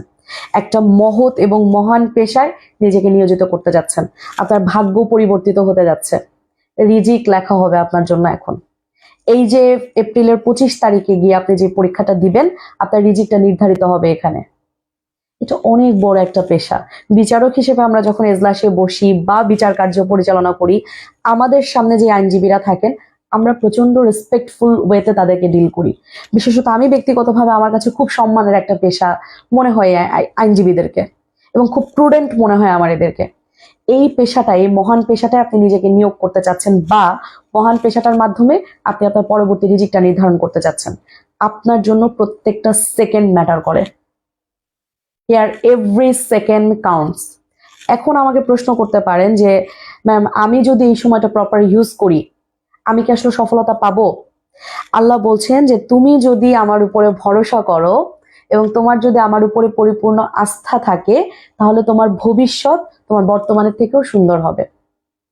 অর্থাৎ যারা দুশ্চিন্তা করে না, যারা হতাশ হয় না, আল্লাহ নিজে ওয়াদা করছেন তাদের ভবিষ্যৎ তাদের বর্তমানের থেকেও সুন্দর হবে। তাহলে আপনার সৃষ্টিকর্তা স্বয়ং আপনাকে গ্যারান্টি দিচ্ছেন, আপনাকে টেনশন করতে না করেছেন, হতাশ হইতে না করেছেন। তাহলে কি করতে বলেছেন? আপনাকে পরিশ্রম করতে বলেছেন। সূরা আদ-দোহার 5 নম্বর আয়াতে আসছে, আর শীঘ্রই তোমার রব তোমাকে এত দিবে, এত বেশি দিবে যে তুমি খুশি হয়ে যাবে। সুবহানাল্লাহ। এগুলো একটাও আমার কথা না, এটা স্বয়ং আপনার সৃষ্টিকর্তার কাছ থেকে এই কমিটমেন্ট গুলো এসেছে। এবং যিনি আপনার রিজিকটা দিবেন, আপনার যিনি রিজিক দাতা আছেন, এগুলো তার কমিটমেন্ট। তাহলে আপনি কেন শুধু শুধু টেনশন করবেন? টেনশন করা তো আপনার কাজ না। আপনাকে রিজিক দেয়া হবে কিনা, আপনি পাস করবেন কিনা, এটা পুরোটা আপনার রব নির্ধারণ করবেন। আপনাকে কি করতে হবে? আপনাকে হচ্ছে সততার সাথে কঠোর পরিশ্রমটা করে যেতে হবে। পরিশ্রমটা করতে গিয়ে আপনি ঠিক রাস্তাতে পরিশ্রম করছেন কিনা, আপনি ট্র্যাক থেকে বের হয়ে আসছেন কিনা, এটা এনশিওর করে আপনার কোচিং বা মিনি ল স্কুল। অথবা মিনি ল স্কুলে যে সম্মানিত মেন্টর যারা আপনার ক্লাস নেবেন, এটা তারা এনশিওর করবেন। আপনি সুনির্দিষ্ট প্রতিকার আইন পড়বেন, কতটুকু পড়বেন, কোন সেকশন পড়বেন, কোন উদাহরণটা পড়বেন, এই সেকশন থেকে কি জিনিস আপনার পরীক্ষায় আসবে, এটা আমার দায়িত্ব। এটা আমি ডিসিশন নিব যে আপনি আসলে কোন কোন সেকশনটা পড়বেন, সেকশন 8 সেকশন 9 এর মধ্যে কোন ইনফরমেশনটা আপনার পরীক্ষায় আসবে, এটা আমি বলে দিব আপনাকে।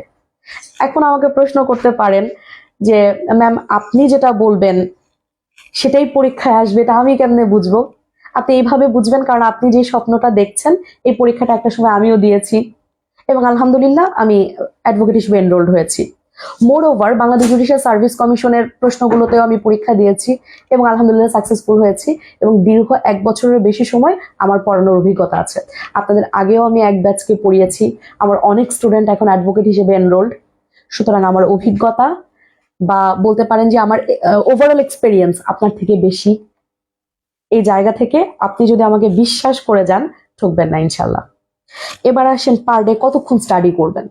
আমি বলবো আগামী 2 মাসের জন্য কোনো ঘন্টা নাই, কোনো মিনিট নাই। যতটুকু সময় আপনি নিজের জন্য ডেডিকেট করতে পারবেন, ততটুকু আপনি বেনিফিটেড হবেন। আপনি মনে রাখবেন, nothing goes unpaid in this world. কোনো কিছু কখনো আনপেইড অবস্থায় থাকে না।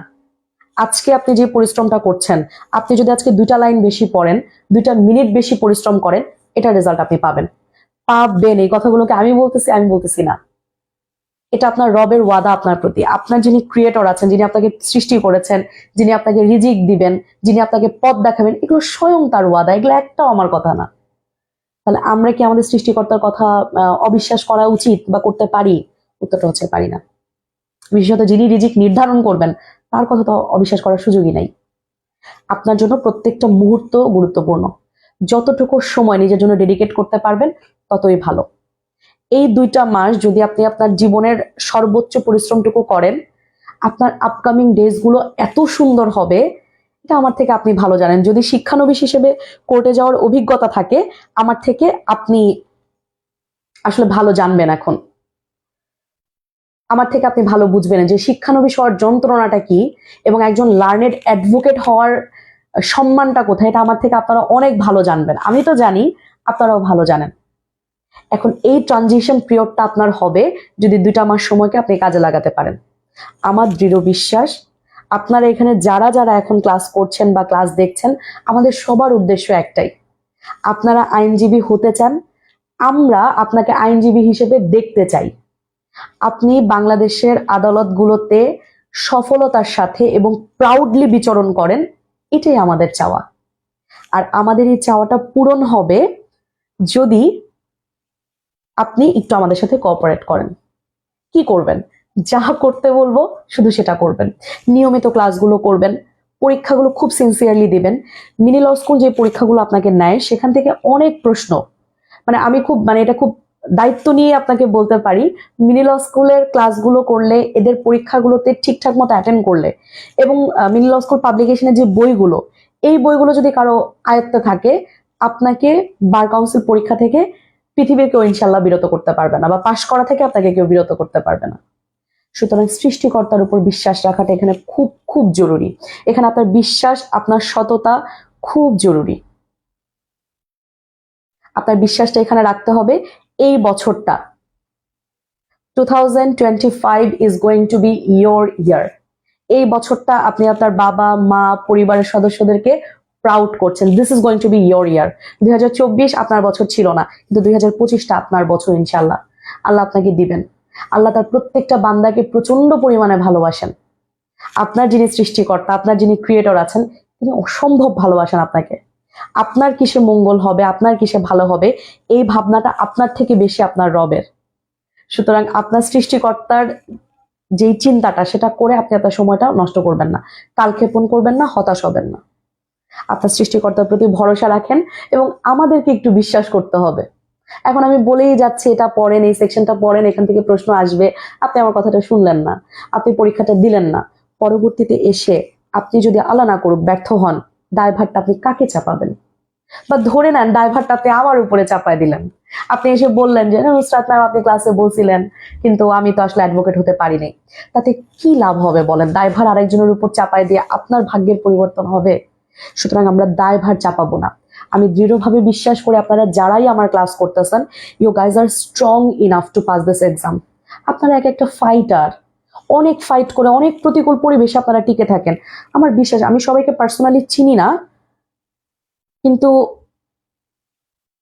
আমি এইটুকু আপনাকে বলতে পারি যে এই বছরটা আপনি যদি আপনার সেরাটা দিয়ে দিতে পারেন, তাহলে আর আপনাকে পেছনে ফিরে তাকাতে হবে না। আপনারা ফাইটার, এটা আমি খুব ভালো করে বলতে পারি, আমার অভিজ্ঞতা থেকে বলতে পারি। এখন প্রত্যেকের পার্সোনাল এক্সপিরিয়েন্স তো আসলে ইন্ডিভিজুয়াল এখানে শোনা সম্ভব না, কিন্তু শুনলে আমি বুঝতে পারবো, বা আমার বিশ্বাস আছে আপনারা অনেক প্রতিকূল পরিবেশে লড়াই করে টিকে থাকেন এক একজন। শিক্ষানবিশ হিসেবে যে তার জীবনটা অতিবাহিত করতে পারে, এর থেকে চ্যালেঞ্জার লাইফে কি নিবেন? এই রাস্তা যদি আপনি পাড়ি দিয়ে আসতে পারেন, বার কাউন্সিল তো আপনার কাছে কিচ্ছু না। All you have to do to just listen to us, follow our instruction and do it. আমি আপনাদেরকে মোটামুটি দায়িত্ব নিয়ে বলতেছি, ইউ ক্যান ডু ইট, আপনি পারবেন এটা। শুধু আমাদের কথা মতো একটু পরিশ্রম করতে হবে ইনশাল্লাহ। আমি আজকে এখানে যারা আমার ক্লাস করতেছেন,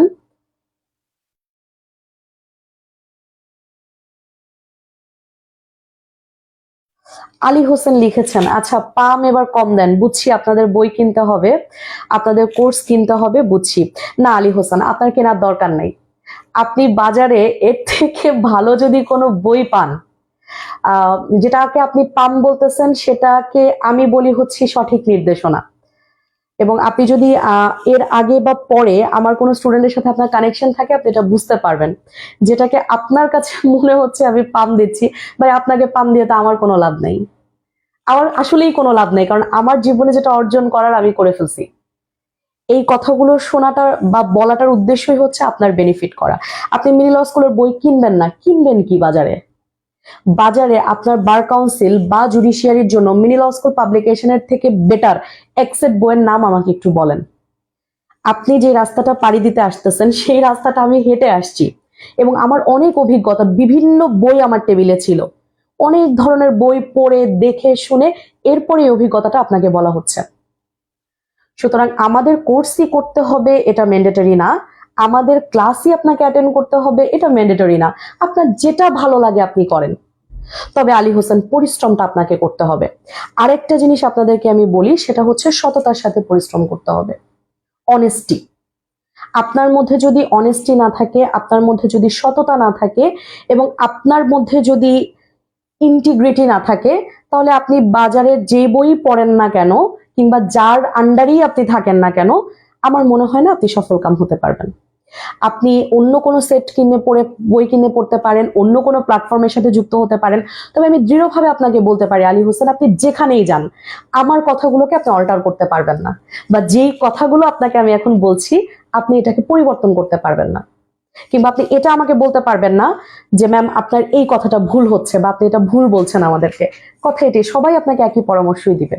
সুতরাং আপনার যদি মনে হয় যে এই বইগুলো আপনি কিনবেন না, যেটা ভালো লাগে আপনি কিনে পড়বেন, তবে এইটুকু আপনাকে আমি দাবির সাথে বলতে পারি, এর থেকে বেটার বই বাজারে আর নাই। অলরাইট, যাদের শোনার দরকার নাই তারা তো শুনবেন না, কিন্তু যারা মোটামুটি ভাবে চান বা যাদের এটাই ধ্যান জ্ঞান এবং মন প্রাণ ধারণা, এবারই আপনারা হচ্ছে অ্যাডভোকেট হিসেবে এনরোলড হবেন, আমার পরামর্শ মূলত তাদের জন্য। যাদের হওয়ার ইচ্ছা নাই, যারা হতে চান না, বা যারা অ্যাডভোকেট হয়ে গেছেন, তাদের জন্য আসলে আমার আর কোনো পরামর্শ নেই। কিন্তু যারা হতে চান তাদের জন্য এই পরামর্শগুলো। এভাবেই আপনাকে মেন্টালি রেডি থাকতে হবে, এভাবেই আপনি একজন সোলজার, আসলে আপনি একজন ফাইটার। এটা আপনি বোঝেন কিনা আমি জানি না, তবে আমি বুঝতে পারি। একটু সঠিক রাস্তায় যদি আপনি পরিচালিত হতে পারেন, সঠিক দিক নির্দেশনা মেনটেন করে যদি আপনি পড়াশোনা করতে পারেন, তাহলে ইনশাল্লাহ আর কখনো আপনাকে পিছনে ফিরে তাকাতে হবে না। আপনার দ্বারা শুধু আপনি সম্মানিত হবেন ব্যাপারটা তা নয়, বরং আপনার দ্বারা আপনার পুরো পরিবারটা সম্মানিত হবে। অলরাইট, তাহলে আমরা আবার একটু পড়াশোনায় ফিরে আসি। অনেকক্ষণ গল্প করেছি, আবার একটু পড়াশোনা করি। আমরা মোটামুটি সেকশন 8 সেকশন 9 দুটো পড়ে ফেলেছি। এখন সেকশন 8 আর সেকশন 9 থেকে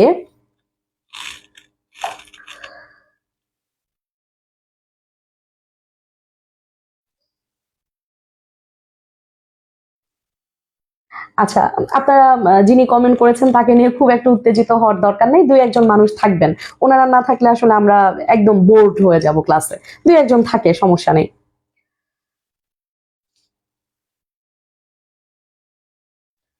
ওকে,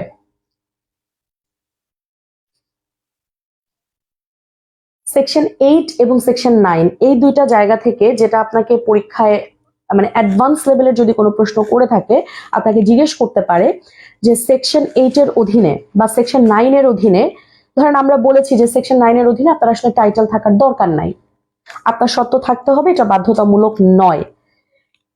আপনার যদি সত্য থাকে, এখন প্রশ্ন হচ্ছে ম্যাম আমার যদি কোনো জমিতে টাইটেল থাকে, আমি যদি কোনো জমির স্বত্বাধিকারী হই, সেক্ষেত্রে আমি সেকশন 8 এর পরিবর্তে 9 এ বা সেকশন 9 এর অধীনে গিয়ে আমি মামলা করতে পারি কিনা? হ্যাঁ, পারবেন। এখানে সেকশন 9 এর মূল কথাটা হচ্ছে আপনার সত্য থাকাটা বাধ্যতামূলক না, তবে যদি আপনার সত্য থাকে আপনার সেকশন 9 এর অধীনে মামলা করতে কোনো বাধা নেই। এখন প্রশ্ন হচ্ছে ম্যাম আমার যদি টাইটেল থাকে, তাহলে আমার টাইটেল থাকার পরেও আমি সেকশন 8 এ না গিয়ে আমি 9 এ যাব কেন? 9 এ যাবেন কারণ মামলাটা 6 মাসের মধ্যে করতে হয়। এখানে অ্যাড ভ্যালোরাম কোর্ট ফির অর্ধেক আপনাকে দিতে হচ্ছে, এটা আপনার জন্য একটা লাভ। একটু দ্রুত গতিতে রিলিফটা আপনি পেয়ে যাচ্ছেন। যদি ব্যাপারটা এরকম হয় আপনি একটা জমির টাইটেল আপনার, অর্থাৎ আপনি ওনার, জমির সত্ত্ব আপনার, আপনার জমিতে আপনি দখলে ছিলেন এবং আপনাকে আইনানুগ পন্থা ব্যতীত, আপনার সম্মতি ব্যতীত অবৈধভাবে আপনাকে বেদখল করা হয়েছে, সেক্ষেত্রে আপনি সেকশন 9 এর অধীনে মামলা করতে পারেন, কোনো অসুবিধা নেই। এবার আসেন, আপনি জমির মালিক বা আপনার একটা টাইটেল আছে, আপনার এই টাইটেল থাকার পরেও আপনি সেকশন 9 এর অধীনে একটা মামলা করলেন, কিন্তু মামলাটা ধরেন সামহাও খারিজ হয়ে গেল। আপনি কি সেকশন 8 এর অধীনে আরেকবার মামলা করতে পারবেন কিনা? ভালো করে শুনেন, ফ্যাক্টটা শুনেন ভালো করে। একটা জমির টাইটেল আপনার আছে, সত্ত্ব আপনার আছে, জমি থেকে আপনাকে বেদখল করা হয়েছে, আপনি 9 ধারার অধীনে একটা মামলা করলেন, মামলাটা খারিজ হয়ে গেল। ঠিক একই বিষয় নিয়ে আপনি 8 ধারার অধীনে দখল পুনরুদ্ধারের মামলা করতে পারেন কিনা, বা যদি করেন এখানে রেস জুডিকাটা অ্যাপ্লিকেবল হবে কিনা, আমাকে কেউ অ্যান্সারটা দিতে পারবেন?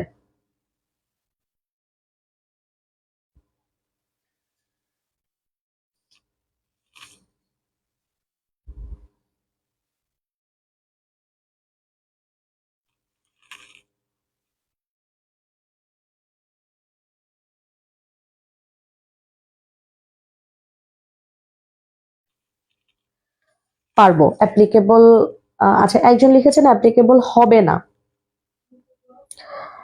না, অ্যাপ্লিকেবল হবে না তা না, অ্যাপ্লিকেবল হবে। রেস জুডিকাটা অ্যাপ্লিকেবল হবে না, ঠিক আছে।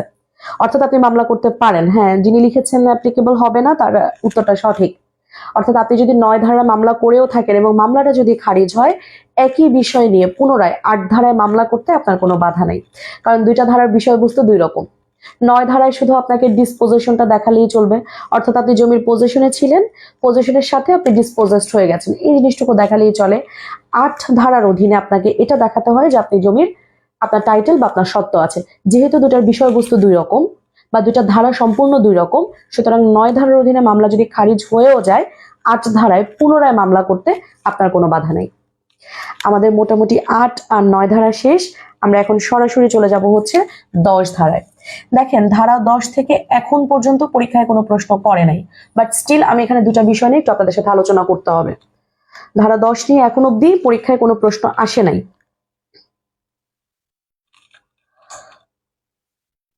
সুতরাং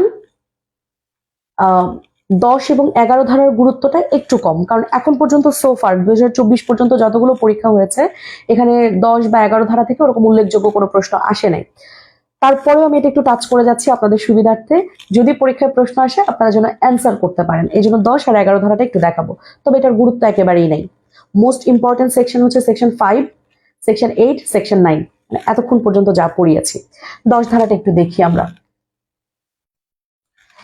সুনির্দিষ্ট অস্থাবর সম্পত্তির দখল পুনরুদ্ধার। এতক্ষণ পর্যন্ত 8 আর 9 ধারায় আমরা স্থাবর সম্পত্তির দখল দেখেছি, 10 ধারায় দেখব সুনির্দিষ্ট অস্থাবর সম্পত্তির দখল পুনরুদ্ধার আপনি কিভাবে করবেন বা কি করতে হয় আসলে। প্রথমেই দেখেন 10 ধারায় খুব স্পেসিফিক্যালি বলা আছে সেটা যে কোনো দখলের অধিকারী ব্যক্তি, সুনির্দিষ্ট অস্থাবর সম্পত্তি দখলের অধিকারী ব্যক্তি এই 10 ধারার অধীনে মামলাটা করতে পারে। আর একটা জিনিস হচ্ছে অস্থাবর সম্পত্তির মালিকের বিরুদ্ধে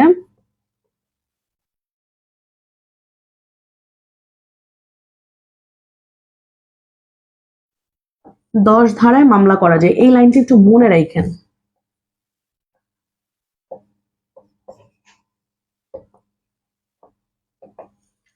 পরীক্ষায় যদি এখান থেকে কোনো প্রশ্ন করে তাহলে এই প্রশ্নটা আসতে পারে যে অস্থাবর সম্পত্তির মালিকের বিরুদ্ধে কত ধারায় মামলা করা যায়। একটু চেক করেন তো, ভিডিও মনে ব্লার আসতেছে। অস্থাবর সম্পত্তির মালিকের বিরুদ্ধে কত ধারায় মামলা করা যায়, তাহলে মনে রাখবেন অস্থাবর সম্পত্তির মালিকের বিরুদ্ধে 10 ধারায় মামলা করা যায়। প্রশ্ন হচ্ছে মামলাটা কে করবে, প্রশ্ন হচ্ছে যেটা লাগবে না, বা মনে করেন যে ধরেন মামলাটা কে করবে, সেকশন 10 অনুযায়ী কে মামলাটা করে। সেকশন 10 অনুযায়ী হচ্ছে মামলাটা করবে দখলের অধিকারী যদি কোনো ব্যক্তি থেকে থাকে।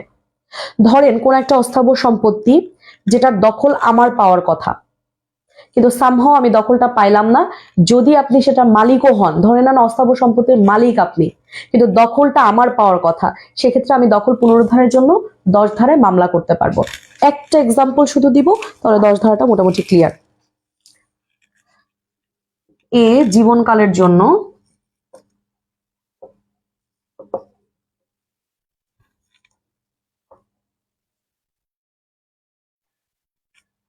বি কে জমি দেয়, সংক্ষেপে লিখি, এবং পরবর্তীতে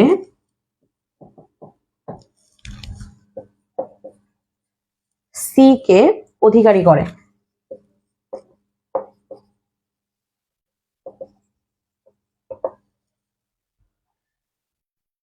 এ মারা যায়।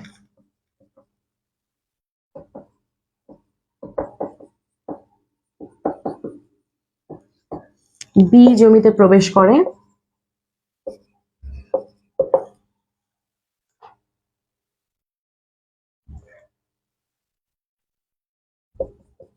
কিন্তু সি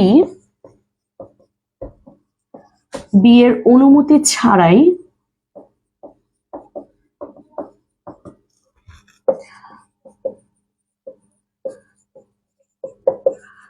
দলিল অর্জন করে।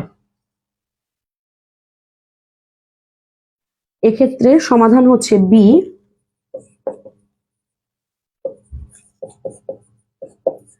দলিলগুলো সি এর নিকট থেকে উদ্ধার করতে পারবে।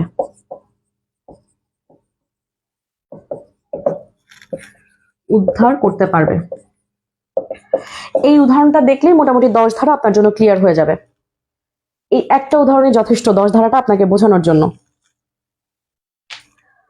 ব্যাপারটা হচ্ছে এ তার জীবনকালের জন্য বি কে একটা জমি দেয়, একটা জমি উইল করে দিল। ধরেন আমি আপনাকে বললাম যে আমার জমিটা হচ্ছে লাইফ টাইমের জন্য আমি আপনাকে দিয়ে দিলাম, এবং আপনার পরবর্তীতে বা আপনি যখন মারা যাবেন আপনার পরবর্তীতে এই জমিটার মালিক হবে আপনার ভাই। এখন ধরেন আমি মারা গেছি, যেহেতু আমি উইল করে দিছি, উইলটা কার্যকর হবে আমি মারা যাওয়ার পরে। আমি মারা গেছি, নিয়ম অনুযায়ী জমির মালিক হবেন আপনি। আপনি জমিতে গেলেন, কিন্তু গিয়ে দেখলেন এই জমির যত দলিল টলিল যা আছে সব হচ্ছে আপনার ভাই দখল করে বসে আছে। দেখেন এখানে মালিক আপনারা দুইজনই, ফার্স্টে মালিক আপনি, এরপরে আপনার ভাইও কিন্তু মালিক, কারণ এখানে স্পষ্টত বলা আছে যে বি কে দেয় এবং বি এর পরবর্তী সময় সি কে ওটার দখল বুঝাই দিবে বা সি সেটার অধিকারী হবে। অর্থাৎ এক্ষেত্রে মালিক আপনারা দুইজনই, আপনিও মালিক আপনার ভাইও মালিক, কিন্তু ফার্স্ট মালিক আপনি, অধিকারটা আপনার আগে। আপনি দেখলেন যে আপনার কাছ থেকে এই যে স্থাবর সম্পত্তির দলিলগুলো, দলিলটা একটা অস্থাবর সম্পত্তি বা মুভেবল প্রপার্টি, দলিলগুলো আপনার ভাই দখল করে বসে আছে। ইভেন ইফ আপনার ভাই জমিটার মালিক হবেন পরবর্তীতে বা তার একটা অধিকার এখানে জন্মায়, স্টিল আপনার যেহেতু এই দলিলগুলোর দখল পাওয়ার অধিকারটা আগে, আপনি তার কাছ থেকে দলিলগুলো ফেরত চাইতে পারবেন। এটাই বলা আছে যে অস্থাবর সম্পত্তির মালিকের বিরুদ্ধে গিয়ে আপনি যদি কোনো মামলা করতে চান বা আপনার যদি দখল প্রয়োজন হয়, আপনি 10 ধারার অধীনে মামলা করতে পারবেন। একদম সহজ একটা কথা যে অস্থাবর সম্পত্তির মালিকের বিরুদ্ধে আপনার যদি মনে হয় যে যেটা অস্থাবর সম্পত্তি সেটা দখলের অধিকারী ব্যক্তি আপনি, যদি আপনার দখলের অধিকারটা থাকে, আপনি মালিকের বিরুদ্ধে গিয়েও মামলাটা করতে পারবেন। আর 11 ধারায় এসে আমাদেরকে বলতেছে মালিক ব্যতীত অন্য কারো দখলে যদি কোনো প্রপার্টি থাকে, যেমন মনে করেন আপনাদের প্রপার্টি, আপনাদের পরিবারের, কারণ আপনার দাদার হাতের বানানো একটা পেন্টিং বা কোনো একটা মূর্তি বা কোনো ভ্যালুয়েবল কোনো স্ট্যাচু, সেটা অন্য একটা কারো দখলে আছে। আপনি এটা অনেকদিন পরে জানতে পারলেন যে আমার দাদার একটা প্রপার্টি যেটা আপনাদের ফ্যামিলিতে বিলং করে সেটা অন্য একটা মানুষের দখলে আছে, উনি কিন্তু এটার মালিক না। তার কাছ থেকে আপনি দখলটা পুনরুদ্ধার করার জন্য 11 ধারায় মামলা করবেন। আর যদি অস্থাবর সম্পত্তির মালিকের বিরুদ্ধে হয় সেক্ষেত্রে আপনি 10 ধারায় মামলা করবেন। ছোট্ট দুইটা ধারা, মানে এক কথায় বুঝাই দিলাম। আচ্ছা, এখানে কিন্তু জমির কথাটা বলা হয়নি। এই যে দেখেন বলা হয়েছে কিসের, কিন্তু সিবি এর অনুমতি ছাড়াই দলিল অর্জন করে। জমি তো ঠিক আছে, আমরা কথা বলতেছি দলিল নিয়ে। দলিল তো অস্থাবর সম্পত্তি, অর্থাৎ এখানে আপনি জমিতে প্রবেশ করছেন ঠিকই, দেখেন বলেই দিছে বি জমিতে প্রবেশ করে, তার মানে জমির দখলও আপনার আছে, কিন্তু দলিলগুলো আপনার ভাই নিয়ে গেছে। জমিটা আমি আপনাকে দিলাম, আমি মারা যাওয়ার পর আপনি জমিতে গেলেন, আপনি দখলও পাইছেন, কিন্তু জমির যত কাগজপত্র ছিল, যত দলিল ছিল, দলিলটা আপনার ভাই নিয়ে রেখে দিছে তার কাছে। দলিল তো অস্থাবর সম্পত্তি, জমি পাইলে তো হবে না, আপনাকে এর সাথে দলিলটাও লাগবে। দলিলটা একটা ভ্যালিড ডকুমেন্টস, যেটা আপনার নেসেসিটি, আপনার প্রয়োজন, আপনার দরকার হবে, আপনার ভাই সেটা নিয়ে তার কাছে রেখে দিছে। যদিও আপনার ভাই সেই জমিটার মালিক ইভেনচুয়ালি হবেন, তো 10 ধারা এসে আপনাকে বলতেছে এক্ষেত্রে ওই দলিল যে অস্থাবর সম্পত্তি সেটা পাওয়ার অধিকারী আপনি হবেন।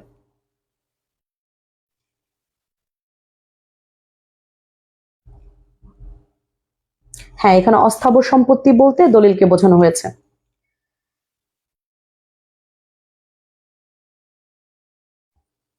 এগারো ধারা আমি যেভাবে বললাম, হ্যাঁ লিখে আসলে হবে, কোনো অসুবিধা নাই।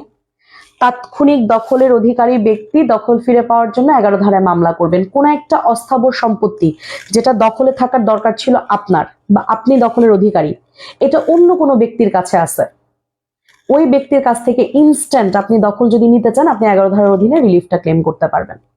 এই দুইটা ধারা থেকে পরীক্ষায় খুব একটা জিনিস আসে না বা এখন পর্যন্ত কোনো প্রশ্ন আসে নাই, বাট স্টিল আমি একটু সংক্ষেপে আলোচনা করে গেলাম যেন আপনাদের আসলে অন্তত যেন লিখতে পারেন। আমরা চলে যাব হচ্ছে সেকশন 12-এ। ভেরি ভেরি ইম্পর্টেন্ট, খুবই ভাইটাল একটা সেকশন। পরীক্ষায় প্রচুর প্রশ্ন করে এখান থেকে, প্রিলি রিটেন সবকিছুর জন্য এই সেকশন 12টা ইম্পর্টেন্ট।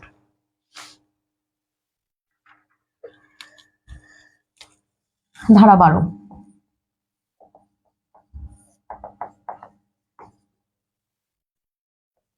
যে সকল ক্ষেত্রে সুনির্দিষ্ট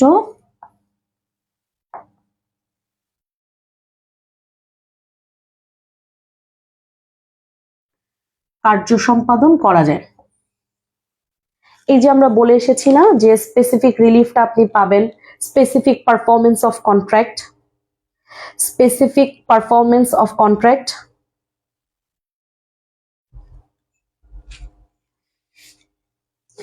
10 আর 11 ধারা নিয়ে খুব বেশি আলোচনা আর করবো না, এখান থেকে পরীক্ষায় প্রশ্ন আসে না। ধারা দুটা খুব লেস ইম্পর্টেন্ট। স্টিল যদি আপনার আরেকবার বুঝতে হয় তাহলে আমার ক্লাসটা শেষ হয়ে যাওয়ার পরে আরেকবার একটু রেকর্ড দেখে নেবেন, ব্যাকে গেলেই জিনিসটা ক্লিয়ার হয়ে যাবে।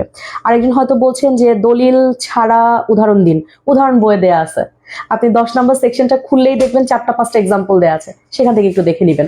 আমরা ফোকাস করব সেকশন 12-এ। এখান থেকে পরীক্ষায় প্রশ্ন আসবে, প্রিলিতে আসবে অথবা রিটেনে আসবে। খুব খুব গুরুত্বপূর্ণ একটা ধারা। যে সকল ক্ষেত্রে সুনির্দিষ্ট চুক্তির সুনির্দিষ্ট কার্য সম্পাদন করা যায়। সেকশন 12 আপনাকে বলছে 4টা ক্ষেত্র আছে। এই 4টা ক্ষেত্রে আপনি আদালতের কাছে সুনির্দিষ্টভাবে আপনার কাজটা কার্যকর করার জন্য প্রতিকার চাইতে পারবেন। অর্থাৎ এই 4টা ক্ষেত্রে আপনি আপনার সাথে যদি কোনো কিছু কন্ট্রাক্ট করা হয়ে থাকে বা কোনো কিছু প্রমিস করা হয়ে থাকে এবং সেই প্রমিসটা যদি সামহাও ব্রেক করা হয়, আপনি কোর্টের কাছে গিয়ে বলতে পারবেন যে না, আমাকে এটার স্পেসিফিক পারফরমেন্স দিতে হবে।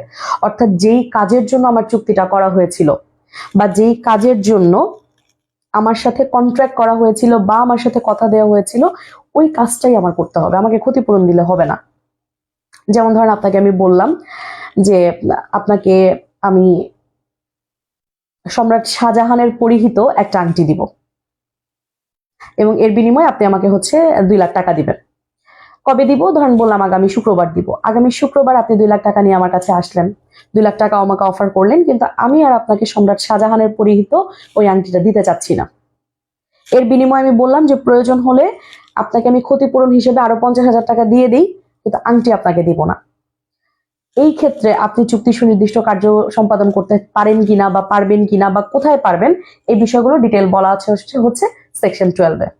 সেকশন 12 আপনাকে 4টা গ্রাউন্ড বলছে বা 4টা সেকশন বলছে, 4টা ক্ষেত্র বলছে, যে ক্ষেত্রে আপনি যেই কাজের জন্য চুক্তি করেছেন বা যে কাজের জন্য কেউ আপনাকে ওয়াদা করেছে সেই কাজটা করার জন্য আপনি তাকে বাধ্য করতে পারেন থ্রু কোর্ট। সেই 4টা সেকশন আমরা আগে একটু দেখে আসি। প্রথমটা বলছে যে যখন সম্মতিভুক্ত কার্য সম্পাদন পুরোপুরি বা আংশিক একটি ট্রাস্টের অন্তর্ভুক্ত। সংক্ষেপে যদি লিখি, পুরোপুরি বা আংশিক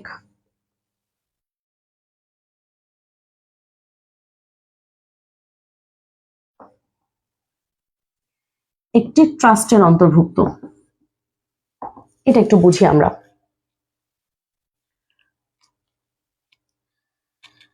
দেখেন, পুরোপুরি বা আংশিকভাবে আপনি যে কাজটা করতে চাচ্ছেন বা যে কার্য সম্পাদনটা আপনি করতে চাচ্ছেন, এটা যদি কোনো ট্রাস্টের অন্তর্ভুক্ত হয়ে থাকে এবং সেই কাজটা যদি কেউ করতে অস্বীকৃতি জানায়, আপনি 12 ধারার অধীনে ওই কাজটা করার জন্য তাকে ফোর্স করতে পারবেন। এখন ট্রাস্ট একটা অনেক বড় বা অনেক ভাস্ট একটা বিষয়। এই ব্যাপারে সুনির্দিষ্ট প্রতিকার আইনে আসলে সুনির্দিষ্টভাবে কোনো সংজ্ঞা দেওয়া হয়নি। তবে সাধারণভাবে যদি আপনাকে আমি বিষয়টা বুঝাই বলি, যেমন মনে করেন নুহাসপল্লীর কথা যদি আমি একটা উদাহরণ দিই। হুমায়ুন আহমেদ এই নুহাসপল্লীটা ধরেন একটা ট্রাস্টি বোর্ডের কাছে দিয়ে গেছেন এবং হুমায়ুন আহমেদ এই ট্রাস্টি বোর্ডকে বলে গেছেন যে এই নুহাসপল্লীর উত্তর দিকের যে পুকুরটা আছে সেই পুকুরটা সবসময় পুকুর হিসেবেই থাকবে, সেই পুকুরটা কখনো ভরাট করা যাবে না। এটা ধরেন ট্রাস্টের মধ্যে একটা শর্ত যোগ করা ছিল। এখন ওই ট্রাস্টি বোর্ডের যারা মেম্বার আছেন তারা কি করলো, ওই পুকুরটা সামহাও ভরাট করে দিল। এখন ওই হুমায়ুন আহমেদের ফ্যামিলির যারা আছেন বা তার যারা লিগেল এয়ার আছেন বা যারা উত্তরাধিকার আছেন, তারা গিয়ে পরবর্তী সময় কোর্টে মামলা করতে পারবেন এবং বলতে পারবেন যে যেহেতু তোমার সাথে এটা কন্ট্রাক্ট ছিল বা তোমার সাথে কাইন্ড অফ এটা ওয়াদা করা ছিল যে তুমি এই পুকুরটা কখনো ভরাট করতে পারবা না, পুকুরটা পুকুরের মতোই থাকবে, এবং যেহেতু এটা তোমার সাথে এই ধরনের কন্ট্রাক্ট ছিল এখন আর তুমি এটা ভরাট করতে পারবা না, করলে কি হবে, করতে পারবা না, না পারার জন্য আপনি কোর্টের কাছে গিয়ে একটা মামলা করলেন।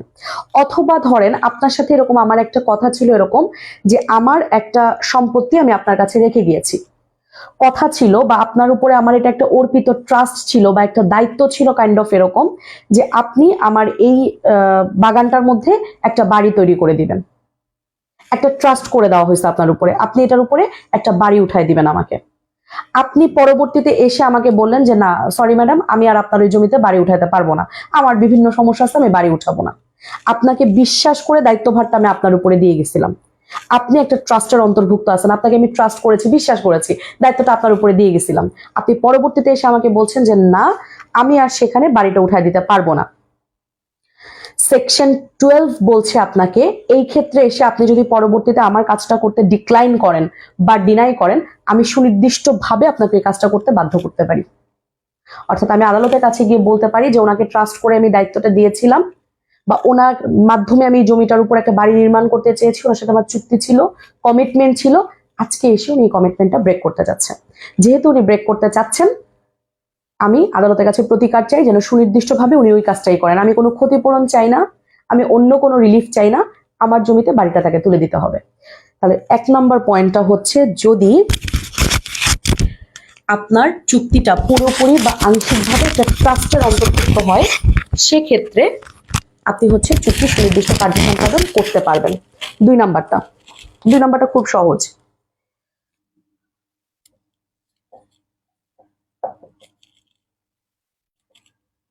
কার্য সম্পাদন না করলে যে ক্ষতি হবে তার নির্ণয়ে কোনো মানদণ্ড থাকে না।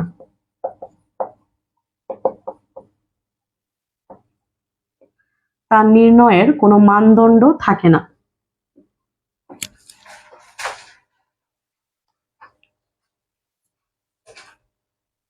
আচ্ছা, ব্যাপারটা কিরকম? যেমন এই যে একটু আগে আপনাদেরকে একটা উদাহরণ দিলাম না যে আপনার সাথে আমি একটা চুক্তি করলাম যে আগামী শুক্রবার, আচ্ছা একটু আগে একটা উদাহরণ দিলাম যে আগামী শুক্রবার আমি হচ্ছে সম্রাট শাহজাহানের পরিহিত একটা আংটি আপনাকে উপহার দিব বা আপনাকে দিব, বিনিময়ে আপনি আমাকে 2 লাখ টাকা দিবেন। এখন এই সম্রাট শাহজাহানের আংটিটা এত বছর আগের আংটি, এটা দিয়ে আপনি কি করবেন আসলে? এটার বাজারে কি সেলেবল ভ্যালু অনেক বেশি, মানে ব্যাপারটা কিরকম, এটা আপনি আমার কাছ থেকে নিয়ে গেলে বা আমার কাছ থেকে এটা কিনে নিলে পরবর্তীতে বিক্রি করলে আপনি কয়েকশো কোটি টাকার মালিক হবেন বা কি হবেন? আপনার হয়তো অ্যান্টিক জিনিস কালেক্ট করতে ভালো লাগে, আপনার হয়তো পুরাতন জিনিস সংগ্রহ করতে বা ঐতিহাসিক কোনো কিছু নিজের কালেকশনে রাখতে আপনার ভালো লাগে, কিংবা ধরুন একটা ডাক টিকিট, অনেক পুরাতন, ধরেন 50 বছর বা 100 বছর আগের একটা ডাক টিকিট, আমি আপনাকে বললাম যে ঠিক আছে ডাক টিকিটটা আপনাকে দিব, বিনিময়ে আপনি আমাকে 5,000 টাকা দিয়েন। এখন এই ডাক টিকিটের কি আসলে এখন কোনো ভ্যালু আছে? এটা কোনো সেলেবল ভ্যালু নাই, কিছু নাই, কিন্তু এটা আপনার শখ। আমি আগামী সপ্তাহে আপনাকে এটা দিতে চাইছিলাম, কিন্তু এখন আউট অফ নোয়ার আপনার কাছে এসে আমি বললাম যে না আমি আর এটা আপনাকে দিব না। এখন এই যে আপনাকে এটা আমি দিলাম না, এর ফলে আপনার যে ক্ষতিটা হলো, কি ক্ষতি হলো, এটাকে আসলে নির্ণয় করা সম্ভব? আদালত বা আমরা এটা তো স্বাভাবিকভাবে বুঝতে পারি না। হতে পারে আপনার মানসিক বিশাল একটা ক্ষতি হয়ে গেছে, আপনি হয়তো ডাক টিকিটটা অনেক দিন ধরে সংগ্রহ করতে চাচ্ছেন কিন্তু সংগ্রহ করতে পারছেন না। কিংবা ধরেন পাওলো পিকাসোর একটা ছবি আঁকা আছে, পিকাসোর একটা খুব সুন্দর একটা ছবি আঁকা আছে, এই সুন্দর ছবিটা আমি আপনার কাছে বিক্রি করতে চাইছি বা আপনাকে দিতে চাইছি, হঠাৎ করে এসে বলতেছি যে না আমি ছবিটা আপনাকে দিব না। এখন এই ছবিটা নেয়ার জন্য হয়তো আপনি অনেক দিন ধরে উৎসুক হয়ে বসে আছেন, আপনার মন প্রাণ হৃদয় দিয়েই হয়তো আপনি ছবিটা চাচ্ছেন, হঠাৎ করে এসে আমি বললাম যে না ছবিটা আপনাকে আমি দিব না। এটাকে আসলে আমি বলতে পারি? বা বলার ফলে আপনার যে ক্ষতিটা হবে এটা নির্ণয় করার কি আসলে কোনো মানদণ্ড আছে? সেকশন 12 আপনাকে এসে বলছে যে কার্য সম্পাদন না করলে আপনার যে ক্ষতিটা হলো, এই যে আপনি মনে কষ্ট পেলেন, আপনার হৃদয়টা ভেঙে গেল, আপনি মানসিকভাবে বিপর্যস্ত হলেন, কতটুকু ক্ষতি হলেন, এটা আমরা আসলে যুক্তিসঙ্গতভাবে নির্ণয় করতে পারি না।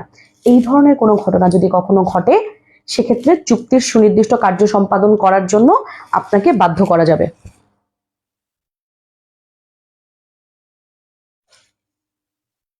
ক্লিয়ার বিষয়টা? আচ্ছা, সেকশন 3,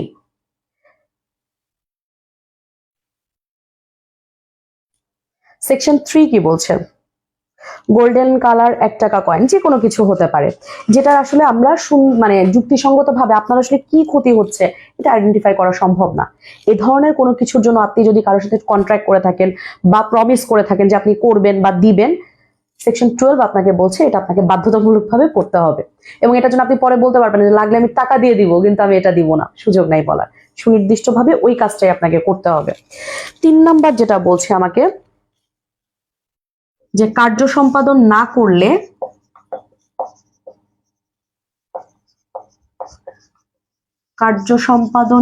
করলে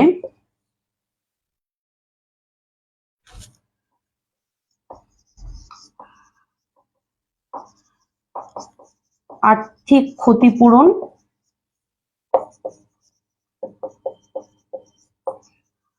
পর্যাপ্ত প্রতিকার হবে না। ওই আবার আমরা একই উদাহরণ দিয়ে জিনিসটা বুঝবো। আপনাকে আমি পিকাসোর একটা ছবি দিতে চাইছি, কিংবা সম্রাট শাহজাহানের ব্যবহার করা একটা আংটি দিতে চাইছি। এখন এটা আপনাকে আমি পরবর্তীতে এসে আমি আমার কথাটা ব্রেক করলাম, আমি এটা মানলাম না, বা হচ্ছে আপনাকে আমি সেই রিংটা দিলাম না, না দিয়ে বললাম যে ঠিক আছে রিং দিতে চাইছি, রিং দিলাম না, আপনাকে আমি 50,000 টাকা দিলাম। ভাই, আপনার দরকার হচ্ছে পিকাসোর একটা ছবি, কিংবা আপনার দরকার হচ্ছে সম্রাট শাহজাহানের পরিহিত সেই আংটি, আপনি টাকা দিয়ে কি করবেন? টাকা তো আপনিই আমাকে দিতে চাইছেন। আপনি তো আমার সাথে এটাও কমিটেড হয়েছেন যে প্রয়োজন হলে ম্যাম আপনি 2 লাখ টাকা নেন, কিন্তু সম্রাট শাহজাহানের আংটিটা আমাকে দেন। এটা তো আপনার আমার সাথে কমিটমেন্ট ছিল। আপনি ইন্টারনালি ওই আংটিটার প্রতি ফ্যাসিনেটেড, এটা আপনার হবি, এটা আপনার ইমোশন, আপনার দরকার এটা। বা পিকাসো আপনার খুব ফেভারিট একজন আর্টিস্ট, আপনি তাকে অ্যাডমায়ার করেন, প্রচন্ড পছন্দ করেন, পিকাসোর ছবি আপনার দরকার। এখন যতই আমি আপনাকে বলি ঠিক আছে 2 লাখ টাকা নেন, 3 লাখ টাকা নেন, টাকা দিয়ে আপনি কি করবেন? আপনার তো টাকা দরকার না, স্পেসিফিক্যালি ওই ছবিটাই আপনার দরকার। খুব রেয়ার একটা জিনিস আপনি কালেক্ট করতে চাচ্ছেন, তাহলে এর পরে যদি আপনাকে কার্য সম্পাদন না করে আমি যদি আপনাকে টাকা দিয়ে দিই বা আর্থিক কোনো কম্পেনসেশন দেই, সেটা আপনার জন্য কোনো পর্যাপ্ত প্রতিকার হবে না। কারণ পিকাসোর ছবি, সম্রাট শাহজাহানের ব্যবহৃত একটা আংটি, এগুলো আসলে মাঠে ঘাটে যখন তখন আপনি পাবেন না, সব সময়ের জন্য এটা পাওয়া যায় না। আচ্ছা, এরপরে 4 নাম্বারটা সরি, লাস্ট যেটা, সেটা হচ্ছে আর্থিক ক্ষতিপূরণ পাওয়ার কোনো সম্ভাবনা থাকবে না। সহজ হিসাবে আর্থিক ক্ষতিপূরণ পাওয়া যাবে না। মনে করেন আপনার সাথে আমার একটা কন্ট্রাক্ট ছিল, এই যে একটু আগের কন্ট্রাক্ট আমরা আরেকবার রিভাইজ করি।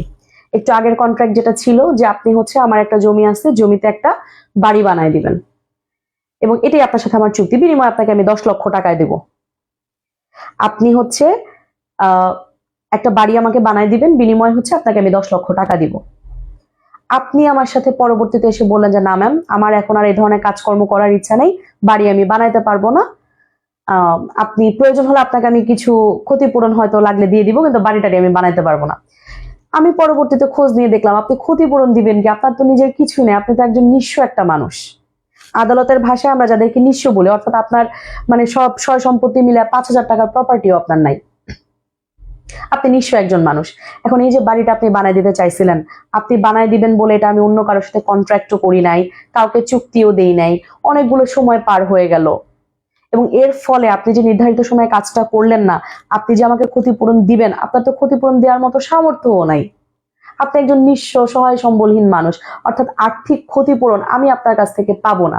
সেকশন 12 বলছে যেখানে কার্য সম্পাদন না করার ফলে যে আর্থিক ক্ষতিপূরণ লাভ করার যে সম্ভাবনা, সেটা যদি কোথাও না থাকে, তখন স্পেসিফিক্যালি আপনাকে এই কাজটা করতে হবে। ঠিক আছে?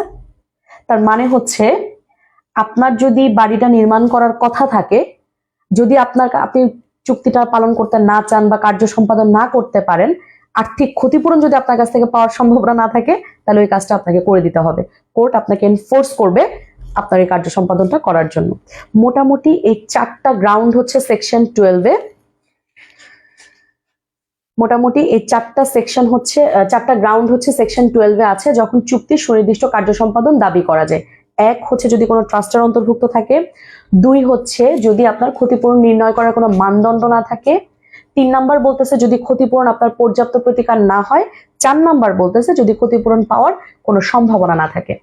এই 4টা গ্রাউন্ড যদি আপনার থাকে তাহলে এই 4টা গ্রাউন্ডে আপনি চুক্তি সুনির্দিষ্ট কার্য সম্পাদন চাইতে পারেন। কত বছরের মধ্যে চাইবেন, এটা তো আমাদের মেয়াদ কত।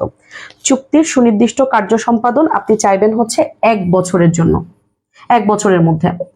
আমাদের মেয়াদ হচ্ছে 1 বছরের মধ্যে আপনাকে এই মোকদ্দমাটা দায়ের করতে হয়।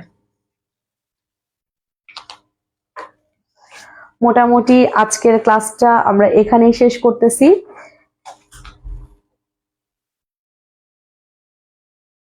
লাস্টেরটা আরেকবার, দেউলিয়া হলে করবে কিভাবে? বাড়ি বানায় দিবেন, ফিজিক্যাল লেবার দিবেন।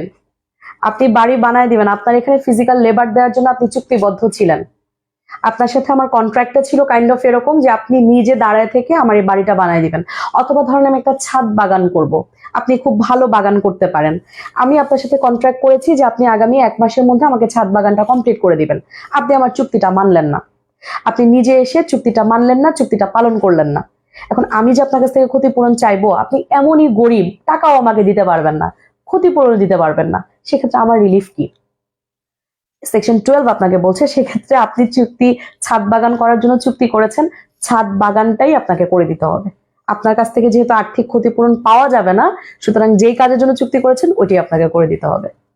মোটামুটি 4টা গ্রাউন্ডে আপনি চুক্তির স্পেসিফিক এনফোর্সমেন্ট চাইতে পারেন কোর্টের কাছ থেকে। আজকের মতো চুক্তি আইন সুনির্দিষ্ট প্রতিকার আইন আমরা এখানে শেষ করব। আমরা পরের ক্লাসগুলোতে সেকশন 13 থেকে শুরু করে পরবর্তী আমার যে জিনিসগুলো জানা দরকার সেই বিষয়গুলোতে আলোকপাত করব, এবং আশা করছি আজকের ক্লাসে যতটুকু আপনাদেরকে পড়িয়েছি এইটুকু সম্পর্কে আপনাদের ধারণা বেশ ক্লিয়ার ছিল। যদি এর মধ্য থেকে পরীক্ষায় কোনো প্রশ্ন আসে আপনারা পারবেন ইনশাল্লাহ। পরবর্তী চুক্তি আইনের ক্লাসে, সুনির্দিষ্ট প্রতিকার আইনের ক্লাসে সবার সাথে আপনাদের সাথে দেখা হবে ইনশাল্লাহ আবার। সে পর্যন্ত সবাই ভালো থাকেন এবং নিজের স্বপ্নটাকে বাস্তবে রূপদান করার জন্য পরিশ্রম করতে থাকেন। আসসালামু আলাইকুম।